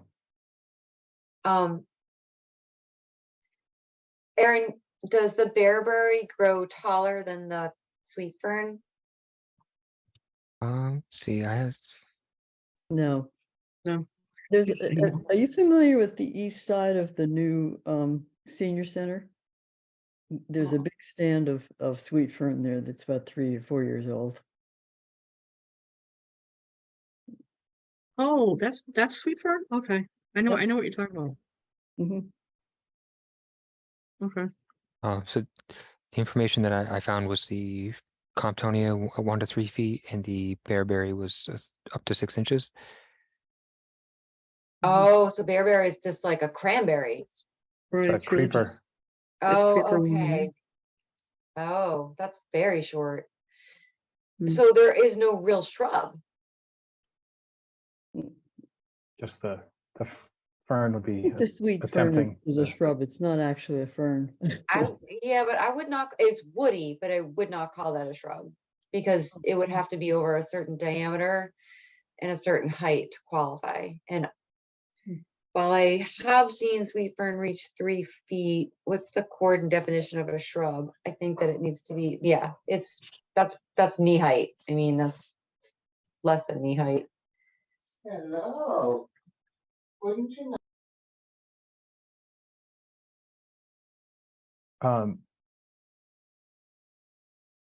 Anthony, did you say that there would be potential to plant the available Roos there and make up the difference with potentially sweet fern, or? Well, it was my understanding that the 1 gallon roost was not available. Right. It Um, was 3 only. yeah, the 3 gallon, I think contractually and procedurally, the 3 gallon might be harder to substitute. Mhm. Okay. I will just say for the commission's benefit, so Amelanchier is about the size fully grown of like a crabapple tree. So this is a pretty significant difference. We're talking about, Oh, no, Okay. it's replacing the Roos, not the Amelanchier. oh, okay, all right. Oh, okay, so that's the sumac. Yeah. Mhm.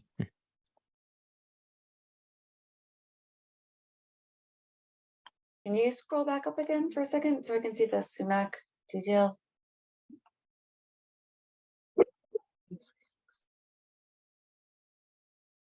Yeah, that low growth sumac doesn't get real tall. It's 4 actually, feet roughly. I haven't seen it that tall, but again, going back to the senior center, it is in the islands of the parking lot. So wait, Nancy, can you just say that again? So there's the low growing sumac and also the Comptonia in the senior center? Both of them are there? Correct. And they're, you said, The low growth sumac is in the islands of the parking lot. And the sweet fern is on the east side of the building. and you Between said the that building they and the are, sidewalk. they're comparable in height? Actually, I was amazed at how tall the sweet fern is. I've never seen it get that tall compared to the other one. Look, the low growth seems to be sort of 18 inches or maybe 2 feet max. That's really helpful. Thank you so much for explaining that to me. I was under the impression we were talking about staghorn sumac for some reason. Yeah, it's a different beast. Thank you. Thank you so much. That changes my opinion. Then I feel like the Comptonia would probably be better than the bearberry, which now in learning about that species is very small. So again, my 2 cents.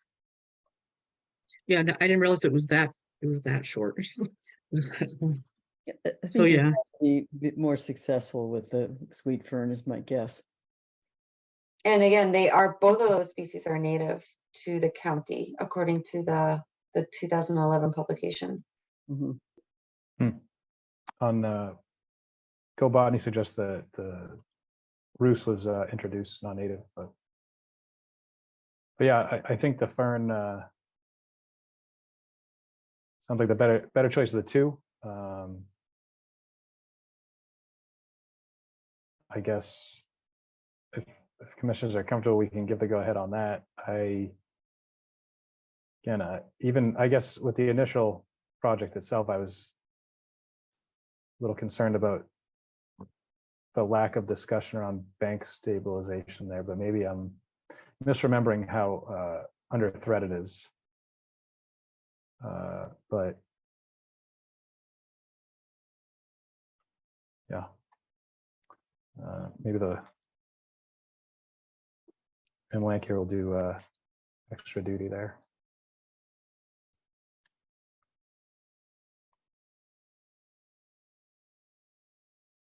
And I guess things will grow, choose to grow themselves too. So we'll see what else pops up. But how do the commissioners feel about the sweet fern as a substitute? Talking 87 1 gallon. I think that sounds like, a good choice. I think it sounds like a good choice too. I hate that there's like 87 of them, but I that's know, fine. yeah. I mean, whatever, it is what it is. I guess they're just swapping one thing for another. So sweet fern Alright. is the kind of thing that you'll see in barren right of ways and stuff like that. So, it should be fine.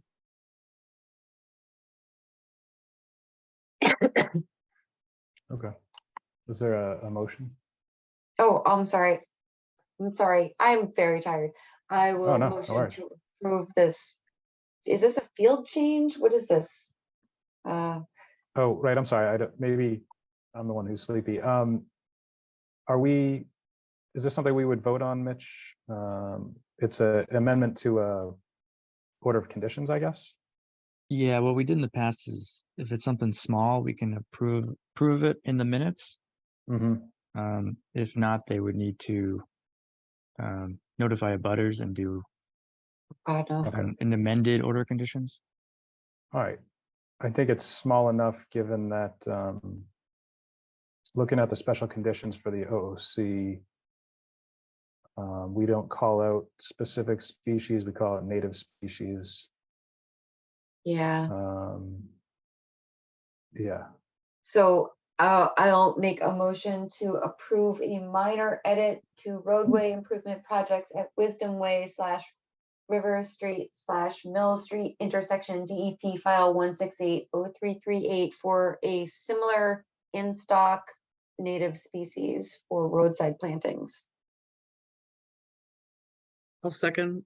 Are we gonna specify that we want sweet fern or as opposed to bearberry? yeah, we should mention that. So we'll just add that sweet fern is the preference out of the species suggested by the town, and Yeah, so, Fuss and O'Neill. so we have a motion and a second. Do a roll call. Erica, Aye. Kristen, Aye. and I'm an aye. So that passes. All right. So hopefully those work as well as the previous. And thank you for the summary. Thank you, Erin. Sorry for my confusion and delay. Thank you. Thank you all very much. Good night. Night. All right. Next up, we have invasive plant removal at Highland Park and Poet's Seat. Nancy is here to give us an update on that, I think. Yeah, I am. Thank you so much. Long night for you guys. So, yeah, a brief recap of what this is all about. So just a year ago, actually, amid request to remove invasives, and I can share my screen, I think so. So this was what I proposed. It was the road that goes up to Poet's Seat, and also down near just beyond the pond and out the Bears Den Road out to this area out here at the end. And you guys gave me an approval to move forward. And also you asked that I reach out to the Natural Heritage to obtain, to get okay from them. So I've met with a person, Kara Frost. I don't know how many of you know her, but she was delightful and very, let's see, stop screen share is what I'm trying to do. Okay. She was extremely helpful. I love Carol Frost. She's wonderful. She's wonderful. Lovely. Yeah. So fun. So fun. I was looking for another excuse to bring her out here, actually. She came out twice. She came out last fall to look at the Highland Park area, and then this spring I just met with her recently going up to Poe's Seat, and she gave us a green light and to do some removal, and gave us a lot of great recommendations about to sort of modifying what I was planning to do in terms of taking out the Bernie bush, or cutting it back, I should say. And so she urged us to start as soon as possible, and to go out once a month for the next 4 months, and all that sort of good stuff. You also, well, and so one question I had was, do you need that in writing in order for me to start removing that? Or is the verbal okay? She said, obviously it would take a while for her to get the written thing, but that's one of my questions for you. But you're talking about her suggestions, not just a plan to go out. I walked with her. No, Mhm. I'm talking about I walked with her and showed her where we were planning to remove things, and she said, it's fine, you can do them there. She did also point out an area both at the two different locations where she didn't want us to work, but I wasn't planning to work there anyway. So it was nice to know there was something that we're not going to be stepping on and messing up. So Got it. So you- her priority is so that there are no sensitive areas disturbed, like That's correct. in terms of botanical sensitive areas, not That's wetland sensitive areas. Okay. Yep. And so she gave us a thumbs up. So my question for you is that adequate, that verbal thumbs up, or do I need to get a letter from them? It sounds like you're, if anything, kind of removing treatment areas. Am I misunderstanding or? So in the letter that you guys gave me, I'll read what it says. Motion moderation to approve for the hand removal of invasive species in accordance with the plan submitted by Nancy Howe outside of resource areas in the park, with the request to share the results annually at the end of the growing season. And NHESP approval shall be obtained in areas within the priority habitat. So normally we have, applicants that have some kind of proposal for a development, so they have to file with Heritage and they file a permit review fee and they get an official response. This is different because it's nonprofit. I think email, personally, my opinion would be an email would be sufficient.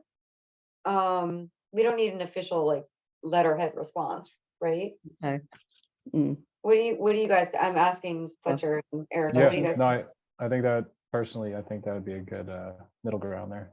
Just Yeah. to cover our legal bases.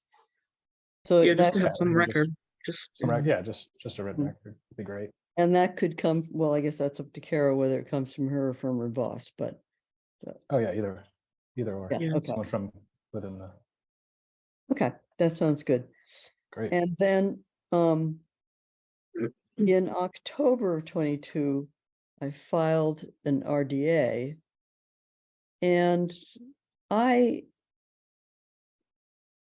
let's see, new share. We can see. Oop. The, Oh, you can see the map. right one? Mhm. I'm not seeing the right one. Okay, good. yeah, we see Mountain Road parking lot, Bears Den Road. This is a great map, by the way. Is this the map that, now Mitch, you made this map for me? Right, that was me. Yeah, okay, so you're seeing the correct With your map. notes. Okay, great. So I filed the RDA and Mitch helped with that, and then, but I don't, and I'm actually not, well. So I think there's something else I need to do to finalize this. Is what, I So feel we, like I probably didn't quite do all the steps. I was looking Well- back. I think you just had to come in and sign it Oh, okay. and then send it to DEP. So we could probably get this on the next agenda. Just a couple quick things to do. Okay. So okay, that's great. And I can I think I move sent it. you an email. Yeah, it's long. Okay, that'd be great. Thank you. And so just as an FYI, I'm thinking since I'm getting your approval now, I would love to have, I'll have a news release in the newspaper about having a little invasive plant pulling party, or not pulling, but snipping party. And so we'll probably do that on a Sunday afternoon and start in mid to late end of May, and then do it once a month. So that's what I'm doing there. The other piece was that today, as some of you know, there was a gathering to talk about Miller's Meadow. And then my apology that I didn't realize you guys managed it. So there we go. But Erica, thank you so much for coming. I guess the others of you couldn't make Sorry, I it. wasn't. I I think Fletcher was there. I was there Oh, you kinda were? doing two things at Yeah. once, but I heard I heard a lot of it. So yeah, that was Well, great. oh, great. Oh, that's great. I So- wanted to come so bad. I was looking forward to it, but my schedule changed and I was in the Blue Hills and working an 18-hour day. I'm so sorry I missed it. The I Blue really Hills, am. that sounds like a great place to be. It So, is a good place, um, but I'm sorry I missed it. I was really looking forward to it. I don't think we wanted to have a quorum there anyway, just for open meeting law reasons. well, maybe that was a good thing then. Maybe. Oh, fair Travis enough. was away and whatever. I mean, we Okay. didn't say anything, so. Right. It's okay. So anyway, I just wanted you to know it's moving forward. And I was curious, if you guys are managing the area, I mean, do you have any kind of a plan or a goal or anything for that property that we should know about? I don't personally think, and Erica's been here longer than me, so maybe she remembers something else, but I don't remember anything that concrete being discussed. It's on our list to dive more into talking about management plans and general assessments of our conservation areas as we have time to. But in general, when it's come to that property, in my experience, it's just been approving the sort of yearly things that happen there and some emergency certs and whatnot. But maybe others remember some extra. I think mostly what I remember is the restrictions on it. So what Eric was what Eric was there. Yeah, I think Eric was Yeah. talking about applying for things and just getting denied. And I remember us talking about certain different things, and we just kept coming up with it doesn't sound like that's going to pass. It doesn't, So I think we kind of put it on the back burner because it was something that we just really didn't have any ideas of what we could do with it, I guess. So And the city at does least use that's what I remember. parking and that sort of thing. That seems, and dog walking seems to be the main use of it. Mm. So I'm going to be writing up some notes, and obviously I will send that to you. And there were a few things that came out that there is a sewer line near Coleraine That Street. was interesting. That was interesting. So we want to know where that is. And Greenfield is interested in building, planting a forest along the steep side there, the side hill between Coleraine Street and the meadow, and the flat part, I should say, shouldn't call a meadow. And so that's kind of what we're up to, and love your input and love your thoughts and all that sort of thing, if you'd like to do that. The final thing, any questions about that? No, Kristen, I don't know if you had any questions. Did you see the map, I guess? No, I Yeah. missed it. And I was really looking forward to it. And Nancy and I were talking a little bit offline about another project that I had done. I think it was back in 2011, right after Hurricane Irene.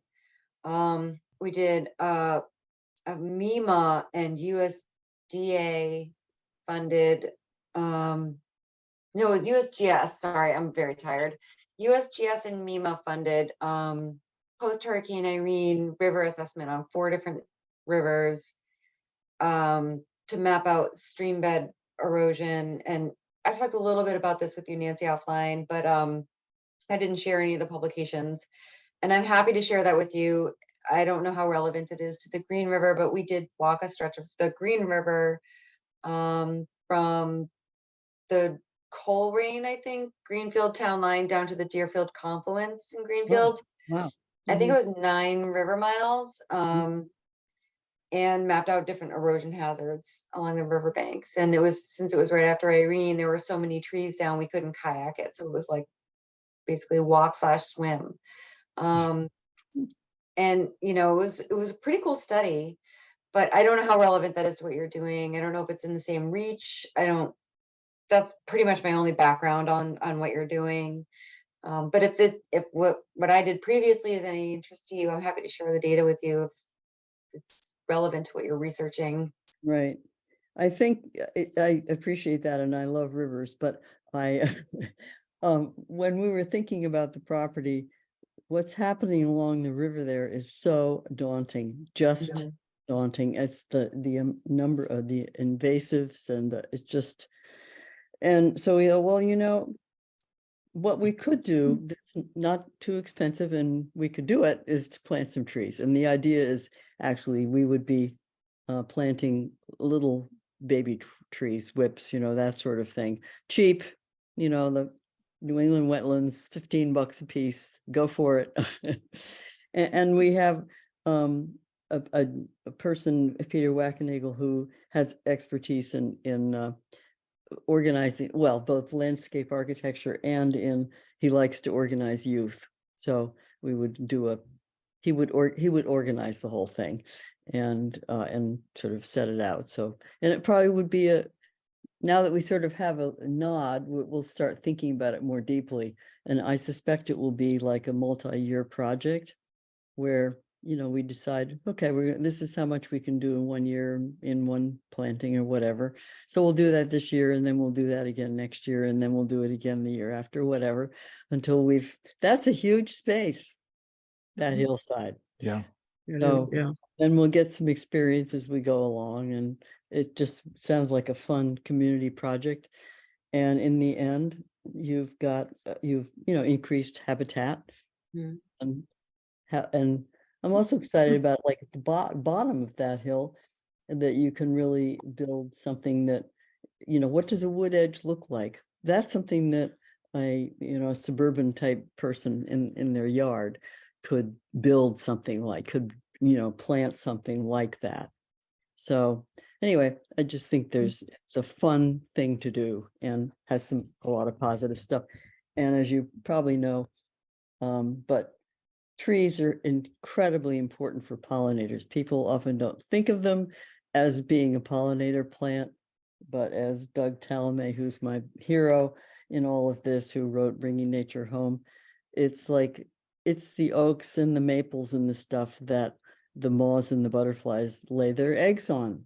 It's like an oak tree, 400 different species of moths lay their eggs, and butterflies lay, and the caterpillars, that's what they eat, is oak leaves. And so there's only a few, well, I shouldn't say a few, but really an insignificant, a much smaller number that use herbaceous plants for actual full life cycle. Like the monarch is an exception, really, to the rule of the life cycle of those little beasties. So that's my unscientific kind of pitch on that one. If there's nothing else, I have one more thing to say about my side yard while I'm here. Oh, I guess you were just looking tonight, Nancy, for input on your plans and maybe the meeting. That's right. Yeah, I personally, I'm almost always in favor of more trees where there's open land. And I think the two sites that you call out in the map are good ones there, the hillside and the dead end, so to speak, little cul-de-sac down there. I don't know if you want to check the parking that we typically approve for there's a run, I believe. There's a couple events. Yes. I would just make sure that, not that this would be a reason not to do it, but I just don't know how far that extends. I can't quite remember if it goes into one of the areas you were thinking of planting. No, No. we're going to be on the Okay. hillside. The car's Oh, not so, going to be on the hill. but not We at the usually- dead end yeah. area? Or the sort of You turnaround? mean up near where the Maple Brook comes in? Is that what you mean by the dead end? I get, like, if you just go deep into the property, you go down the hill along the river, and then eventually it gets into, like, I can't picture in my mind some overgrown area with some trails and stuff. Is that, I didn't know if that was part of it or not. Not really, no. Okay. That's actually where Maple Brook comes into the Green River. Got it. And Kelsey was talking about how there was a meeting a couple of weeks ago about people who are concerned about the water quality of Maple Brook and thinking about whether, if there's some way that we Greenfield could clean up that stream, because it's the source of pollution as Yeah. Green River goes past Greenfield. So out of curiosity, what were some of the negative inputs there that, did they mention? Well, it was interesting. It was the Deerfield River Watershed Council. They do bacterial assessment in the Green River, the Deerfield River, and in that area. But what came up was that David Bowles was saying that, you know, the homeless people who live in that area talk about the smell of gasoline and then detergent and other, who knows what else.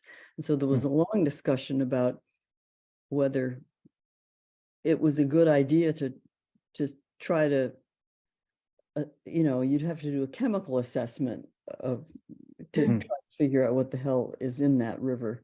And question of whether that's a good idea. I don't know. I see. Know more Might about trigger it. something. Yeah. Okay. You know, so anyway. Well, yeah, my only comment Kelsey's is working on everything that, sounded and great. She's going to have a report pretty soon about what direction they're going to go. Got it. So you guys are Right. tired. You should go to bed. Good night. Sorry, it's my fault. Well- I'm making us all look bad because I was up No, so no, early, no, but no. it's my fault. No, we're fine.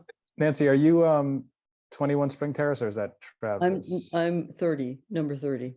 Oh, you're 30. Okay. So Mhm. maybe that's neither of you. It might be, is that Travis? I forget what his number is. I don't No, know, I but think he's I just wanted to 20. make sure you weren't here for that as well. Sorry. No, No, I think no, that's I'm not. across the street there. Got Yes. it. Someday, well, if thank you for hear the. about what's happening to my Norway maple removal, Oh yeah. I don't yeah. have a lot of pictures of it. Unfortunately, I was looking at that today. I'm like, boy, how come I didn't document this better? Oh, well, so some other day. After photos are good too. Okay, thank right, you so much. Thank you. Okay. Thank you. Thank you, Nancy. Good to see you. Thank you. All right. Did you want to jump into enforcement updates, Mitch? Yeah, so we got a couple. 21 Spring Terrace, we had requested some plantings at the end of the driveway. So she had just planted these dwarf arborvitae, which it's not listed in the checklist. It's just an asterisk for this county, but it's native to the state. It's native to the county next to it. So I don't know at this point. Yeah, right? it's a maybe a good enough situation. Is that like not in the ground? Is that like an ornamental? I can't, I'm sorry, I can't sitting see in the what mulch. Yeah, it's in mulch. Oh, so that's not a retaining wall? I'm sorry, what's that brick is just edging? I think it's just edging, and it's Okay. kind of planted with some mulch around it. Oh, it's like- What was the requirement was that they had to plant native plants, and she planted 3 arborvitaes in Right. a landscaped I'm sorry, it bricked is a retain. in. Yeah, we had said end of the driveway, so maybe there was confusion there. Again, I don't think I was necessarily part of the voting committee on that, but this does not look like 3 arborvitae in a very landscaped, surrounded by edging concrete. I don't know. I'm just saying. I don't know. I don't get it. I'm missing something. I don't get this. As I'll say is that apparently that is a retaining wall. Now I can see it with the deck there, but the response email from the landowner said, we are planning to plant bushes in the spring. We're also planning to put up a retaining wall at the end of the driveway that will have steps and 2 beds for plants in the spring as well. The driveway is not lengthened. So I don't know if I have an Oliver screenshot here. Let's see if that. I'll just say that in terms of That was- riverfront restoration or whatever the purpose of this is, that is Mhm. not habitat. Right. And I was a little bit, maybe, I don't know if I'm confused, I want to say I was confused, but I was wondering if she was not quite clear, because she wrote something about, we didn't lengthen the driveway, and I was thinking that wasn't why we asked for her to do something. It was because she did stuff without asking permission. It didn't matter that it was still in our jurisdiction. It didn't matter that the driveway didn't get longer, it got wider. Mhm. So, and I just somehow she seems to think it was something about it being longer, and seems like there's a little bit of miscommunication between her and, I don't know, this, I guess. Right, Mhm. if the purpose was for, riverfront restoration, I don't think that qualifies. Um, But I don't know the details of this. I'm just saying that doesn't look like a riverfront restoration. I hear what you're saying. I'm just looking at some of the communications back and forth, and I think it is relevant what guidance we gave the landowner. And it looks like it may have been fairly vague. Require the property owner to plant appropriate native plantings along the edge of the driveway facing the resource areas to mitigate the loss. Oh, this was when I was on the commission, and I do remember Cassie talking about that. She wanted to plant rose bushes originally. Rhododendrons, I think. Or rhododendrons. Okay, thank you. But I don't know. Swapsilia, Did depending we? on. I don't know if we know where this is in the driveway exactly. There's no other description, Mitch? I went out, it's just, yeah, I'll show you. Oh, we have other pictures. Okay, that's good. I just went out just to get some perspective, but Oh, end is of the that driveway okay? there. That Oh, makes a little more sense. end of the driveway being back side. Oh, Okay. yeah, I misunderstood And that too. I thought it was like the Yeah. end of the driveway, like where you first exit off the public right of way. Okay. Well, And so that given that little this- bush is one of them? Right, they're along this way, behind the Yeah. car. Okay. Okay. I mean, given this photo, I assuming the resource area is behind this, further back in this view. I mean, it's not ideal, I guess, for sort of like interception, but it's Hmm. they're gonna drink, and they're semi-native, and I personally don't know that. Looking at some of the communications back and forth, I don't know that I want to push more on this, but I'm open to suggestions. It just looks like Yeah. That's kind of again, where there I'm were at. sort of some. Might take a some- while to get more than this. Yeah. I see what you're saying. That's kind of what I was, this has been what, because she said the first year it was too wet, the next year it was too dry. And so Right. this is like going on the third year, and Yeah, and I just don't know that we set up that sort of check-in on the species necessarily. I think we might have left it vague. It's hard to tell, and there was also Yeah. agent changeover right around that time. So Yeah. I think it is what it is. I mean, it's a pretty small area, Yeah, it is a pretty small area, and this one looks like it fell through the cracks. Yeah, Could but I know it's inappropriate, but can I ask a question? yeah. Okay. Well, I wondered what you guys think about those little lights and light pollution, because there's a number of people in our street that are using them. But one idea would be, what if you ask them to take out the lights and add shrubs where the lights are? So they just double the number of shrubs, whatever they are. and get rid of the light. If it were, for the same reasons that I think we are maybe okay with the arborvitae here. It's more the communication issues, I think, that lead me to say kind of let it be. Personally, if it was my neighbor, I would probably make some effort to ask about that, because I don't like LED lighting either. But yeah, personally, I think we call this one done, but I'm open to other suggestions. I personally have a bit of an issue living at the bottom of Poet Seat with the Christmas tree that's illuminated like 11 months of the year. Why is it always there? Because I feel like that really, we are getting off topic, Nancy, but the light pollution thing, that just made me think of it because I can see it.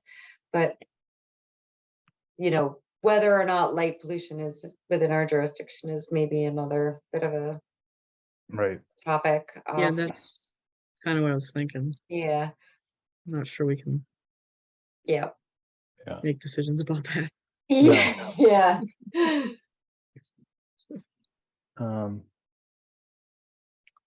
don't know. So if there's a suggestion to contact the landowner again with another request, let's talk about that.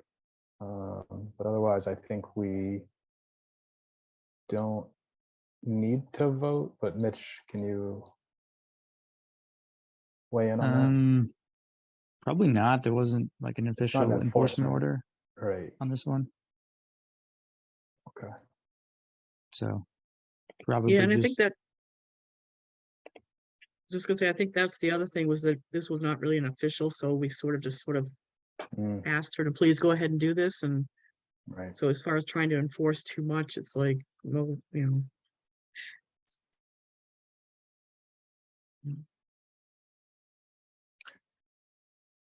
Well,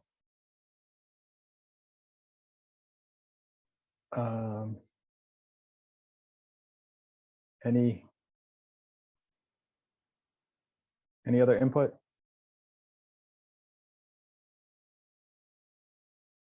I didn't Definitely, review all the correspondence, but I think if the correspondence was initially unclear and the landowner wasn't given clear guidance, then we're sort of hamstrung. Right. So Yeah, I it think talked that, about. Sorry, go ahead. no, I was just gonna say, if they feel like they did their due diligence, then, and it wasn't clearly explained, then what can we really do? Yeah, I don't know that. I mean, the last communication I see is rhododendron. Does that work? Cassie said probably just one would work at the end, and then I believe Cassie left shortly after. So I think it's just more of an issue of not Yeah. sort of being able to follow the chain than I don't know when it switched to arborvitae, but I guess there's more. Oh, there's a follow-up letter. yeah, I didn't know it switched to that. It just Mhm. kind of happened. And then she responded. Yeah, I think it's just, again, if we had, followed this through, if we were able to really communicate clearly along the way, I'd say let's continue to refine this, but I think it kind of is what it is personally. Yeah. I agree with you. All right. So again, I guess we don't need the motion, so we can, Mitch, you can put a note in the folder, I guess, to say that we're gonna put it to rest with the arborvitae. All right, that sounds good. I'll also just take it off Okay. the agenda. Great. All righty, and hopefully maybe they decide to get rid of the solar lights on their own. Definitely see that being irritating. And then we have one more, 256 or 286 Plain Road. Right. This is the Owner- one that yeah, he go had ahead. planted something and it wasn't native. So then we had met with him and we came up with other ideas. And one of the things we said was blueberries, and now he's planning on planting 3 blueberry bushes is his plan.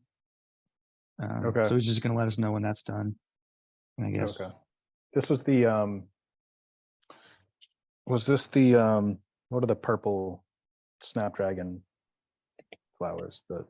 Was this that one? What's that common flower that's this was planted all the over? hostas he did. Hostas, right? Okay. So, yeah, Big improvement. So I guess Blueberries. would that work if he did 3 blueberries? Do we want to look at the photos really quickly? We got. I would just like to know the scientific name. Is it Vaccinium cambosum? Like, Yeah, he wasn't sure which blueberries, but I just made sure that he knows he's gonna do native, and okay, he's on top of that. He doesn't want to not do natives and then have to go through this again. So okay. Should we just send? I'm sorry. So he's waiting for a reply from us now, right? To approve that, I think he was just gonna do it, unless we. but I just wanted to bring it up in case you felt like Okay. there was anything else, or if that would do it. I mean, huge improvement from hostas, and it is Yeah. native. Mhm. So it's food producing. Not going to intercept much runoff there, but that's. Yeah. Kind of same situation. It's an old one that communication fell off, so it'd be just good to Yeah. get something in and close it out. Good compromise. Okay. Anybody? Were people able to check the photos out, or do you remember this one and we can say it's good or not? I don't remember the site, but I can say I like native over ornamental and high bush blueberry. Are we talking about high bush blueberry or low bush blueberry? He didn't say. Uh, Okay, well, getting the scientific name would be beneficial. And if it is native to our county, again, that is always going to be better, and it will grow better because it's native. maybe just a Here's the- quick email to him, just to give some suggestions. I mean, Yeah. Can we just send the 2 or however many species names for native blueberry bushes around here? I don't think I don't think there's a non-native blueberry bush that we have to worry about, right? But maybe just say something Yeah, I like can make sure. high bush, low berry, Yeah. high bush, low bush blueberry both work, and put the Latin names next to it, and Yeah. then call it good. Yeah, that'd be good. It'd be good to just make sure. Yeah. Make sure he's doing the right one. There's no miscommunication there. Okay, great. So we can do that, and as soon as he replies to that one, we still want to see that they were planted, right? But then we can take it off after we see the pictures of the planting.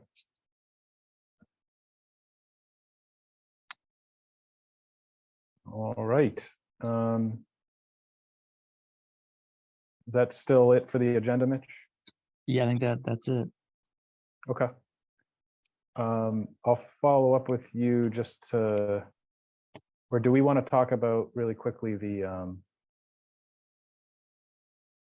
MassDOT project and sort of, well, Diana has asked that we get a list of conservation parcels to them, I assume, so they can assess potential mitigation on those. Is that something that you can get together for her? Yeah, I can do that. I think she was asking, is it conservation or just any city owned? I I thought you said conservation. think she said conservation, and the regs do mention the regs do say mitigation may include offsite restoration of riverfront areas, conservation restrictions. But I mean, would a preserve- conservation restriction oh, area sorry, go ahead. really be in need of habitat improvement? I mean, I was thinking maybe Griswold because it's abutting the highway, but wouldn't maybe that not be as low hanging fruit as some other potential mitigation areas because it's already in conservation, right? I'm just rereading this and I see that it says conservation restrictions to preserve undisturbed riverfront areas. So it's all Oh, sort so of then- riverfront. It's not so then just you- like, yeah. So they would like put wait, so they would convert into a conservation restriction? No, I mean, my reading of this is just that you can do the mitigation on site in that riverfront area, or you can move to restoration of riverfront areas off-site that include conservation restrictions with. I think that riverfront means like you area. could include lands that the applicant owns and convert it to a conservation restriction. Or Oh, okay. yeah, so like, so Oh, to preserve undisturbed, I see, yep. yeah, so like, say, I can't even think of a proper example, but say they have like an easement that they're just never gonna use, and it happens to be an RFA, and that gives them their 2-to-1 ratio, and it's in the same watershed, and everything lines up, then they could just do an Article 97 CR on that. Yeah. Mhm. Or I don't know, something in the same watershed, even if it's a headwater stream and it seems really distant from the actual site, it's at the same drainage area watershed, that might make some sort of improvement if it was a, I don't know, like agricultural to forest change. I don't know. I'm just spitballing. I have no idea. I don't know. It's Yeah. up to the applicant to come up with a good presentation and sell it to Yep. us, I guess. But Yeah, I think, yeah, I think so. We're looking for, if we're going to send them anything, it's properties that we own, and maybe you could even find MassDOT, although that's really up to them, but that's. yeah, maybe it would be on our like property. adjacent to our property. Or just like, but I'm just seeing now that it has to be like in a riverfront area boundary, as opposed to just like in the, I thought it was just in the river basin or the catchment when we were talking before, so. I mean, when I've done like permitting for other projects where we had to meet regulatory requirements for mitigation, and not just for the Wetlands Protection Act, but for MESA. And we were looking for potential CR areas in the same watershed. I think that Yeah, it probably needs to be owned by the same applicant, so Mass DOT, or they would have to purchase it from somebody. It would need to be in the same watershed. I think under these circumstances, that's it. And then it would need to have some sort of improvement. So if it was like a degraded agricultural area and they could improve that, I don't know how they would be able to do that if it was the same owner, but yeah. I don't know. It's not up to us. It's up to the applicant to figure that out and present an argument to us and sell Right. it to us, right? I guess my only remaining question is, if there's a willing partner, can they do restoration, or can they do mitigation on, Yeah. say, conservation land owned by the town, which I assume is why she was asking. I don't see anything here that says yes or no to that. So I don't know, Mitch, if you could just do a quick little search on whether, like, I'm sure Mark would be able to answer this, but like what they can mitigate on, Mhm. and then just, but my sense is that it would be MassDOT land in the same water, same sub basin, I guess, as the streams in question, or that sheds to the streams in question with, that are in riverfront area. So parcels that within riverfront area that meet that criteria, that they own and that we own. Okay. That would be my thought, but it could be just one of the two. But I'm sure Mark would have a quick answer for you there. Mitch, is that like a heavy lift? I mean, it sounds kind of like a lot of work. Is that a 10-minute query, or is that a lot of work? No, I could do that. Oh, you're the best. Awesome. No problem. All right, and then only other thing. If any commissioners have feedback on, well, I guess we kind of talked about that, potential plans for the river bank stabilization for the town. The path, beside the path, that one, but I got info for that, but we could still send more to Mitch if we have other thoughts there. And then that's it. All right, I think that wraps it up. Fletcher, there's a couple of people there. Are they here for something or are they just? Good, good call. So, I'm sorry. What do we normally ask at this point? If there's any other members of the public that have an issue to bring to our attention, I guess. If there are. No issue. Okay, great. Just listening in. Thanks. And then it's like there's one other person here, Ryan. Now's the time if you had anything you wanted to bring up. Ryan told me that he doesn't know how to click over. Okay. I'm right here. We're in the same room. We're just, Okay. we Okay. watch this stuff for fun. Nice. Okay. All right. Well, I'm glad we can provide entertainment and do Wetland Protection Act enforcement. That's awesome.